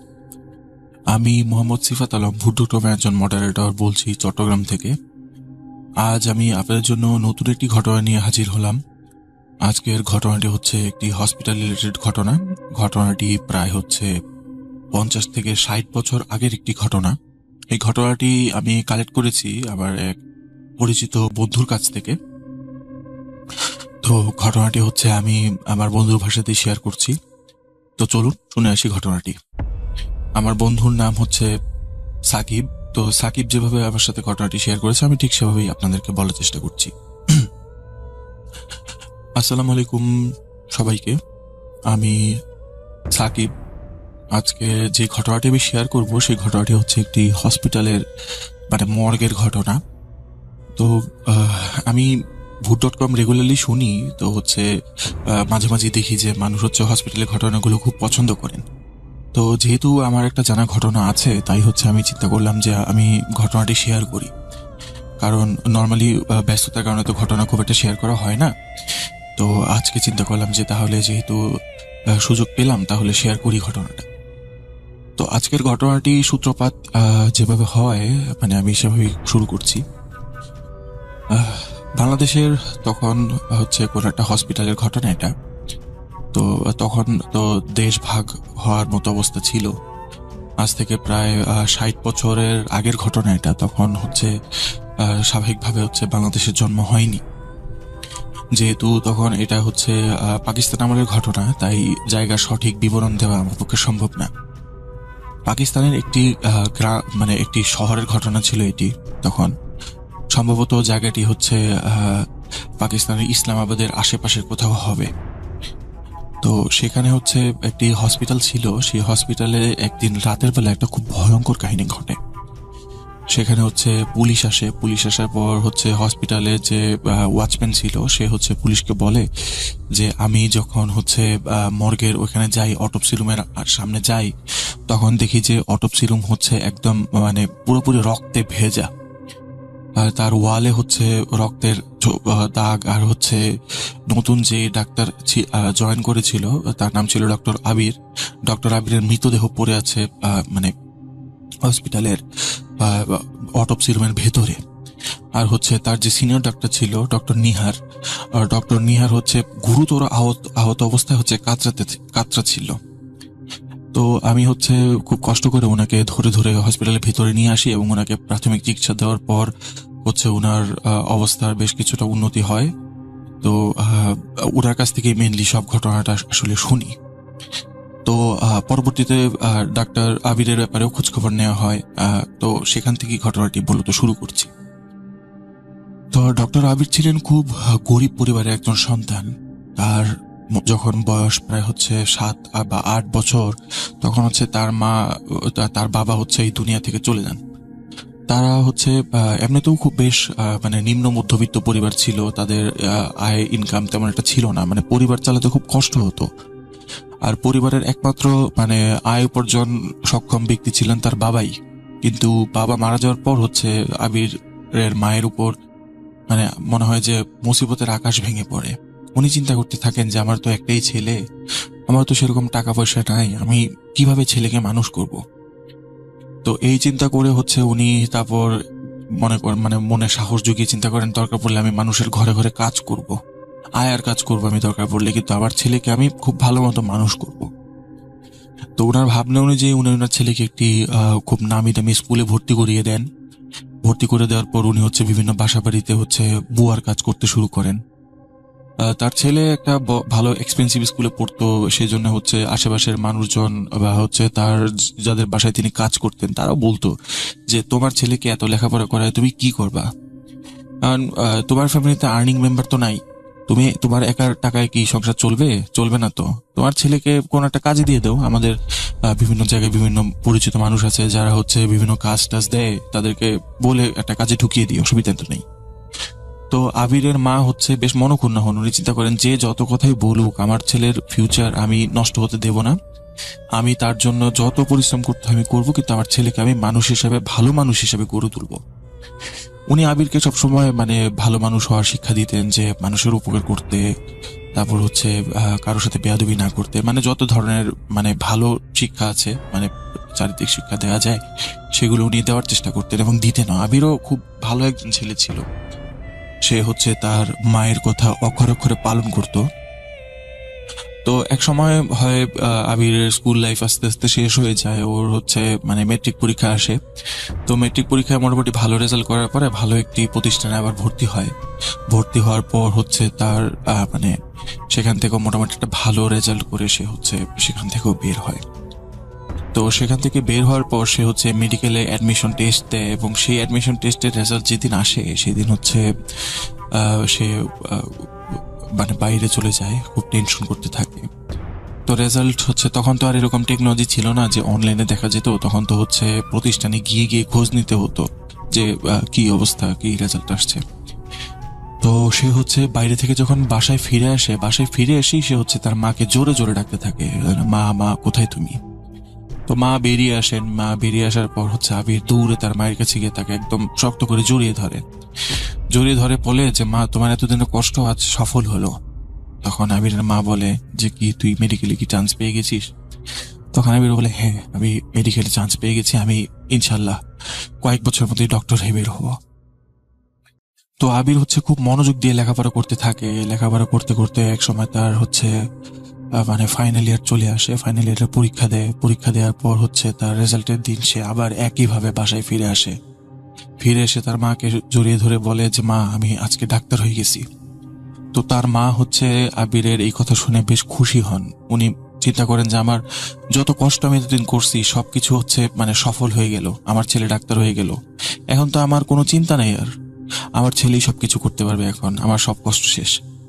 তখন আবির বলল যে মা আমি শুধু ডাক্তারই হইনি, আমি এক জায়গায় চাকরিও পেয়ে গিয়েছি, আমার হচ্ছে বেতন হচ্ছে মোটামুটি 12-13 হাজার টাকা। তো তখনকার দিনে তো 12-13 হাজার টাকা আপনারা বুঝতেই পারছেন অনেক টাকা ছিল, অনেক টাকা। যেখানে হচ্ছে আবিরের মা মানে বাসায় বাসায় কাজ করে, বিভিন্ন বাসায় কাজ করে 1000 টাকার উপরে পর্যন্ত উঠতে পারতেন না, সেখানে 12,000 টাকার কথা শুনে ওনার তো চোখ একদম কপালে উঠে যায় যে এতগুলো টাকা। মানে তখন 12,000 টাকা প্রায় আজকের দিনের প্রায় লাখ টাকার সমান ছিল। আর ডাক্তারদের দাম তো তখন ছিল অনেক বেশি, কারণ তখন তো সেরকম খুব একটা মানুষ ডাক্তার হয়ে বেরোতে পারতো না, অনেক টাফ ছিল তখন। আর হচ্ছে বর্তমানে মানে সরি, আর ওরই যখন ডাক্তার হয়ে ডাক্তার আবির যখন মানে বাসায় ফিরে এসে মাকে এই কথা বলেন, তখন মা জিজ্ঞেস করেন যে তোমার কোথায় পোস্টিং হয়েছে। তখন আবির বলেন যে আমার হচ্ছে মানে মর্গে পোস্টিং আছে, আমি হচ্ছে অটোপসি করবো রাতের বেলা। এই কথা শুনে হচ্ছে আবিরের মা বেশ চিন্তায় পড়ে যান। উনি আবিরকে বলেন যে অটোপসি মানে এটা কি? তখন উনি বলেন যে আমি হচ্ছে মৃত মানুষের পোস্টমর্টম করব, মানে কেটে কেটে দেখবো যে তাদের মৃত্যুর কারণ কি বা কি সমস্যা ছিল, এইগুলো আর কি। তো আবিরের মা হচ্ছে আবিরকে বলেন কিছু একটা বলতে যাবেন, তখন আবির বলেন যে মা বাকি কথা পরে বলি, আগে হচ্ছে খাবার দাও, ক্ষুধা লাগছে, খায় আসি। তো রাতের বেলা খাবার খেতে খেতে আবিরের মা কিছু তাকে বলার চেষ্টা করলেন, কিন্তু আবির হচ্ছে খুব একটা কর্ণপাত করেন না। কর্ণপাত না করে উনি বলেন যে মা তুমি এত চিন্তা করো না, কত মানুষই তো চাকরি করছে, আর এতগুলো টাকা আমি মানে সারা জীবন তুমি কষ্ট করে আসছো, আমি এখন আর তোমাকে কষ্ট করতে দিব না, তাই হচ্ছে আমি চাকরিতে রাজি হয়েছি। তো আবির নিজের ভাবনা মতো হচ্ছে কাজ করতে শুরু করে। মাকে বলে যে মা আগামীকালকে হচ্ছে আমার নাইট শিফট, আমার হচ্ছে রাত 10টার মধ্যে বের হতে হবে, আমি হচ্ছে এখন গিয়ে খাবো, এখন খেয়ে দিয়ে এখন গিয়ে হচ্ছে ঘুমাবো, ঘুমানোর পর হচ্ছে সকালবেলা উঠে একটু প্র্যাকটিস করে তারপর যাবো আস্তে ধীরে। তো পরদিন সকালে আবির ঘুম থেকে ওঠার পর হচ্ছে মানে খাওয়া দাওয়া করে প্র্যাকটিস করতে থাকে আস্তে ধীরে। তো হচ্ছে যখন রাতের 8টা-9টা বাজে, তখন হচ্ছে ও বলে যে ওর মাকে বলে যে মা আমি একটু ঘুমালাম, যেহেতু রাত জাগতে হবে, তুমি আমাকে 10টার আগে একটু ডাক দিয়ে দিও। তো রাত যখন প্রায় 9টা 9:30টার মতো বাজে, তখন হচ্ছে আবিরের মা তাকে ডাক দেওয়ার পর আবির বলে যে ঠিক আছে আমি রেডি হচ্ছি, আচ্ছা হসপিটালের গাড়ি কি চলে আসছে? তখন এরকম নিয়ম ছিল যে হসপিটালের গাড়ি এসে মানে হসপিটালের স্টাফদেরকে নিয়ে যেত, বিশেষ করে যারা হচ্ছে অফিসের টাইপের লোকজন ছিল, ডাক্তার টাইপের লোকজন, তাদেরকে নিয়ে যেত। তো আবিরের মা বলে যে না, কোনো ডাক্তার তো এখনো আসে নাই, মানে কোনো গাড়ি তো এখনো আসে নাই, গাড়ি আসলে আমি তোমাকে বলছি। তো সেই তখন বলে যে গাড়ি আসেনি মানে, আমার তো আজকে আমার বস বলে দিয়েছিল যে হচ্ছে আবার দেরি করলে চলবে না, আজকে আমার সময় মতো যেতে হবে। তো সে হচ্ছে তাড়াহুড়ো করে উঠে হচ্ছে ফ্রেশ ট্রেশ হয়ে খাওয়া দাওয়া করে সে রেডি হয়, কিন্তু গাড়ি আসে না। সেদিন আবার প্রচন্ড বৃষ্টি পড়ছিল। সে হচ্ছে ছাতা নিয়ে কোনো রকমে এগোতে থাকে হসপিটালের উদ্দেশ্যে, হেঁটেই যাচ্ছিল, কারণ বৃষ্টির জন্য রাতে তেমন কোনো মানে গাড়ি ঘোড়াও পাওয়া যাচ্ছিল না যে সে যার মাধ্যমে হসপিটালে দ্রুত পৌঁছাতে পারে। তো সে হচ্ছে হেঁটেই যাচ্ছিল। তো যাওয়ার এক পর্যায়ে সে খেয়াল করতে পারে যে মনে হচ্ছে যে তার পেছন হয়তোবা কেউ আসছে। সে চিন্তা করে যে কি ব্যাপার, পেছন কে আসছে। সে মানে বেশ ভয় পায় এবং মনে মনে হচ্ছে নিজের ভাগ্যকে দোষারোপ করতে থাকে। সে মানে চিন্তা করতে থাকে ধুরু কিসের একটা কপাল আমার, এত খারাপ কপাল, এত কষ্ট করে ডাক্তারি পড়লাম, পরে হচ্ছে এই ছাতার জায়গায় পোস্টিং পেলাম, তাও আবার এরকম একটা জায়গায়। বৃষ্টিও পড়ছে, প্রথম দিনই অবস্থা, বস বলে দিচ্ছিল লেট যেতে না হয়, এখন যদি লেট করে পৌঁছাইতে হতে আমার চাকরিই থাকবে না, কি একটা কপাল আমার। এগুলো বলে সে হচ্ছে মানে সামনের দিকে এগোচ্ছিল। পরে বারবার পেছনের দিকে ফিরে তাকাচ্ছিল, মনে হচ্ছে যে কারো ফুট স্টেপ সে শুনতে পাচ্ছে। তো পেছন ফিরে যখন তাকায় তখন আর কাউকে দেখতে পায় না। তো এরকম চলতে সে মানে প্রায় আধা ঘন্টা 1 ঘন্টা পর হসপিটালে পৌঁছানোর পর যখন সে হসপিটালে গেট দিয়ে যাচ্ছে, তখন হচ্ছে দারোয়ান তাকে ডাক দেয়, যে বলে যে আরে ভাই কোথায় যাচ্ছেন এত রাতে? এখন রাতের বাজে হচ্ছে আপনার 11:30, আপনি এখন কই যাচ্ছেন এখানে? তখন বলেছে কই যাচ্ছি মানে, আমি হচ্ছে এখানে নতুন ডাক্তার আবির, আমি মানে মর্গের ইনচার্জ। তখন হচ্ছে ওয়াচম্যান বলে যে সরি স্যার, আসলে বুঝতে পারেনি, হ্যাঁ বড় স্যার ভিতরে আছেন, উনি তো আপনার কথা বলেছিলেন, তো আপনি যে আজকে আসবেন এই বৃষ্টির মধ্যে আমরা আসলে মানে ভাবি নাই, এই জন্য আর কি আপনাকে চিনতে পারিনি, সরি। তো আবির বললো যে আচ্ছা ঠিক আছে আমি যাচ্ছি ভিতরে। তো এই কথা বলে সে হচ্ছে ভেতরে চলে যায় আইডি কার্ডটা শো করে। তো ভেতরে যাওয়ার পর হচ্ছে সে মানে আগের দিনই যেহেতু অফিসের সাথে কথা বলে গিয়েছিল, তাই অফিসের নিহার আর কি ছিল তখন ডাক্তার, উনি মর্গের মেইন চার্জে ছিলেন আর কি, অটোপসি চার্জ। তো উনি ওনার সাথেই মর্গের রুমটা চিনে গিয়েছিলেন। তো উনি ভেতরে গিয়ে দেখেন মর্গের দরজাটা ওপেন, মানে অটোপসি রুমের দরজাটা ওপেন করতে আবির বেশ আটকে ওঠে, সে একটা চিৎকার দিয়ে দেয়। তখন ডাক্তার নিহার তার দিকে ঘুরে বলে যে কি ব্যাপার, ডাক্তারি কি পাশ করছে এরকম চিৎকার চেঁচামেচি করার জন্য? লাশ কি জীবনে দেখো নাই? তখন বলে যে স্যার লাশ তো দেখছি, কিন্তু এরকম লাশ তো আগে কখনো দেখি নাই।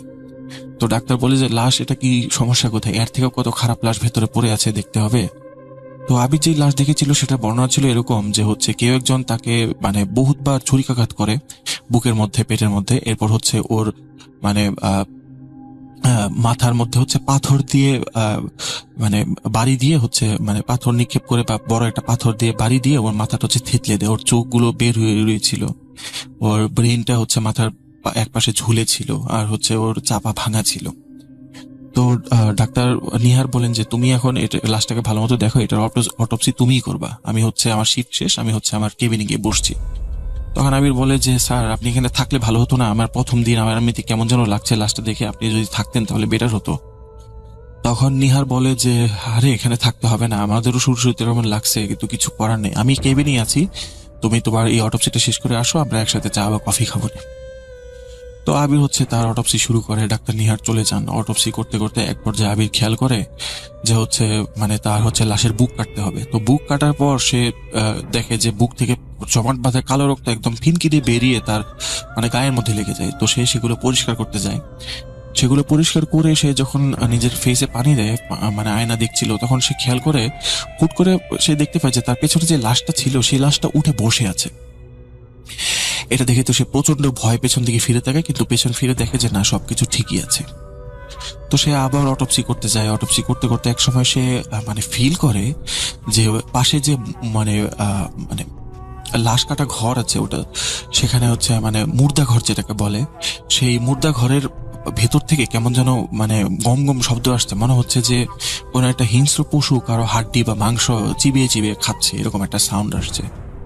তো সে যখন মানে সেই মুর্দা ঘরটা ওপেন করার পর দেখে যে সেখানে মানে অসংখ্য মানে মৃতদেহ দাঁড়ানো অবস্থায় আছে, এবং এক একজনের হাত বা পা থেকে বা মাথা থেকে মাংস খুলে খুলে খাচ্ছে। আর মানে এত বিচ্ছিরি একটা শব্দ হচ্ছে, আর তারা আবিরকে দেখে মানে এত বিচ্ছিরি একটা হাসি দেয় যে আবির প্রচন্ড জোরে চিৎকার দিয়ে হচ্ছে সে মানে মাটিতে পড়ে যায়। পড়ে গিয়ে হচ্ছে পেছন যেতে যেতে সে হচ্ছে মানে অটোপসি রুম থেকে বের হওয়ার জন্য দরজার কাছে চলে যায়। দরজার কাছে এসে দেখে যে দরজাটা বাইরে থেকে লক, সে আর দরজা কিছুতেই খুলতে পারছে না। তো সে মানে চিৎকার চেঁচামেচি করতে করতে কানের মধ্যে হাত দিয়ে চোখ বন্ধ করে এক কোনায় গিয়ে বসে থাকে, এবং দেখতে মানে চোখ খুলে দেখতে পায় যে সেই মানে মৃতদেহগুলো যেগুলো আর কি মানে মুর্দা ঘরে ছিল, লাশ কাটা ঘরে ছিল, সেখানে হচ্ছে তার দিক সেদিক থেকে হচ্ছে তার দিকে এগিয়ে আসছে। সে এটা দেখে হচ্ছে প্রচন্ড ভয় পায়। তো ভয় চোখ বন্ধ করে বসে থাকে। কিছুক্ষণ পর সে খেয়াল করে যে আশেপাশে কোনো সাউন্ড আর হচ্ছে না। তারপর সে চোখ খুলে দেখে যে না, সবকিছু ঠিকই আছে, এবং হচ্ছে যেই মানে মৃতদেহটা পড়েছিল সেটাও সেই জায়গা মতোই আছে। তো সে হচ্ছে নিজেকে কিছুটা নর্মাল করে হচ্ছে চোখে মুখে পানি দেয়, ভাবে যে হয়তো ভুল দেখলাম। এরকম করে হচ্ছে আবার লাশ কাটতে শুরু করে। তো লাশ কাটতে শুরু হওয়ার কিছুক্ষণ পর সে আবার একই জিনিস ফিল করে যে ওই লাশটা তার গলা চিপে ধরে, এরকম মনে হলো তার কাছে। সে দেখতে পাচ্ছে যে লাশটা তার গলা চিপে ধরে আছে, আর হচ্ছে সে তার মানে ভাঙা মুখ থেকেই, চোয়াল থেকে একটা ধরনের হাসি দিচ্ছে, আর হচ্ছে নিজের হাত থেকেই মাংস খুলে নিজের মুখে দিয়ে চাবানো শুরু করলো। এটা দেখে তো সে আরো জোরে চিৎকার দেয়। তার চিৎকার শুনে হচ্ছে ডক্টর নিহার হচ্ছে সেখানে চলে এসে দরজার ভেতর ঢুকে আবিরকে জিজ্ঞেস করে, আবির কি হয়েছে, তুমি এরকম চিৎকার করছো কেন? তারপর হচ্ছে উনি মানে মুর্দা ঘরের দিকে তাকিয়ে জীবনের সব থেকে বড় ধাক্কাটা খান। উনি দেখেন মুর্দা ঘরে যত লাশ ছিল সবগুলো লাশ বিভিন্ন ভাবে কাটা, এবং মুর্দা ঘরের চারপাশে হচ্ছে মানে রক্ত দিয়ে ভরা। লাশগুলো এমন ভাবে কাটা মনে হয় যে কেউ পাগলের মতো তাদেরকে খালি কুপিয়েছে, আর নিচে সমানে রক্ত এবং মাংস পড়ে আছে, হাড্ডি গুড্ডি সহ ভাঙা অবস্থায় পড়ে আছে। মনে হচ্ছে কেউ কুপিয়েছে, না হলে হচ্ছে কোনো একটা ভারী বস্তু দিয়ে থেতলে দিয়েছে, এরকম অবস্থা। তো তখন ডক্টর নিহার আবিরকে জিজ্ঞেস করে যে কি ব্যাপার ডক্টর আবির, আপনি এসব কি করেছেন? তখন আবির বলে যে না, আমি এসব কিচ্ছু করিনি, আমি এসব কিছু জানি না। তখন তাকে জিজ্ঞেস করে আসলে এখানে হলো কি হয়েছে। তারপর হচ্ছে ডক্টর আবির ডক্টর নিহারকে সবকিছু খুলে বলেন। খুলে বলার পর ডক্টর নিহার বলেন যে আমি এত বছর যাবত এখানে কাজ করি, আজ পর্যন্ত তো আমার সাথে কিছু হলো না, তো তোমার সাথে এরকম কেন হলো? এসব তো তুমি করছো, এসবের জন্য তো দায়ী তুমি, এই লাশগুলো তুমি নষ্ট করছো, এখন এগুলো অটোপসি কিভাবে করব? তো এরকম করতে করতে তিনি যখন মানে আবির উপরে বেশ চড়াও হন, তখন উনি খেয়াল করতে থাকেন ডক্টর আবিরের মুখে একটা শয়তানি হাসি জেগে ওঠে। মানে উনি কেমন যেন নিজের মধ্যে নেই। উনি ডক্টর নিহারকে বলতে থাকেন যে হচ্ছে তুই আমাকে শিখাবি কিভাবে কাজ করে, দেখ আজ তোর উপরে অটোপসি করব। এই কথা বলে সজোরে নিহারকে ধরে মানে স্ট্রেচারে শুইয়ে দেন, শুইয়ে দিয়ে হচ্ছে ওনার বুকে স্ক্যালপেল দিয়ে হচ্ছে জোরে একটা ফ্যাস দেন। ফ্যাস দেওয়ার পরে ওনার বুকটা অনেকটা অংশ কেটে যায় এবং হচ্ছে ওনার মানে বুকের যে মানে খাঁচার বা পাঁজরের যে হাড় আছে ওটা হচ্ছে এক্সপোজ হয়ে যায়। উনি প্রচন্ড ব্যথায় চিৎকার করতে থাকেন। তো হচ্ছে ওয়াচম্যান বলে ডাকতে থাকেন বা বাঁচাও বাঁচাও করতে থাকেন, কারণ আবিরের শরীরে এত শক্তি যে উনি কিছুতেই তার সাথে লড়াই করে উঠতে পারছেন না। তো এরপর হয় কি ওয়াচম্যান আসে, ওয়াচম্যান এসে দেখে যে ডক্টর আবির হচ্ছে ডক্টর নিহারের বুকে কাটা ছেঁড়া করছে এবং হচ্ছে তার হাত থেকে মানে চামড়া উঠিয়ে নিয়েছে কেটে, আর হচ্ছে ওই চামড়াগুলো নিয়ে হচ্ছে বুকের মধ্যে রেখে সেলাই করছে, এরকম মনে হচ্ছে তাকে দেখে। তো উনি হচ্ছে ডক্টর আবির দিকে তাকিয়ে বলেন যে আরে স্যার আপনি কি করছেন এসব? আর যখন এসব বলে চিৎকার দেয় তখন হচ্ছে মানে ডক্টর নিহার আবিরকে খুব সজোরে ধাক্কা দিয়ে ফেলে দিয়ে হচ্ছে স্ট্রেচার থেকে উঠে দৌড়ে হচ্ছে মানে ভেতরে চলে যান। আর ভেতরে যেতে যেতে হচ্ছে অজ্ঞান হয়ে পড়ে যান, কারণ ওনার প্রচুর ব্লাড লস হয়।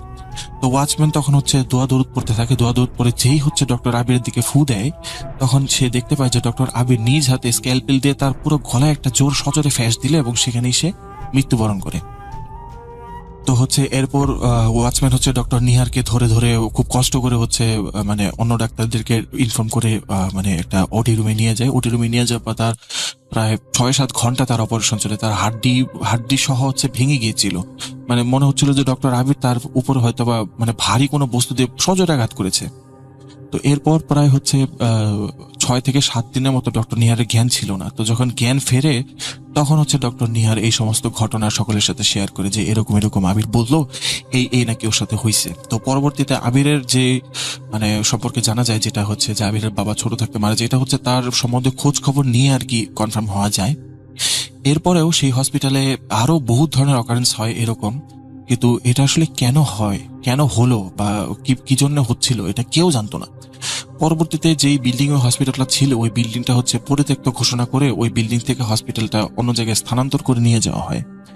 তো স্থানান্তর করে নিয়ে যাওয়ার পর আর এরকম কোনো প্রবলেম রিপোর্ট এখন পর্যন্ত হয়নি। ওই হসপিটাল এখন আছে কিনা এটা আসলে সঠিক তথ্য আমি জানি না, কারণ যেহেতু এটা অনেক আগের একটা ঘটনা। তো এই ছিল আজকের ঘটনা। তো এই বলে হচ্ছে সাকিব তার ঘটনা শেষ করেন। তো সাকিবকে অসংখ্য ধন্যবাদ ঘটনাটি আমার সাথে শেয়ার করার জন্য। তো প্রিয় লিসনার্স, এই ছিল আজকে আমার ঘটনা। তো কেমন লাগলো আপনাদের? আশা করি ভালো লেগেছে।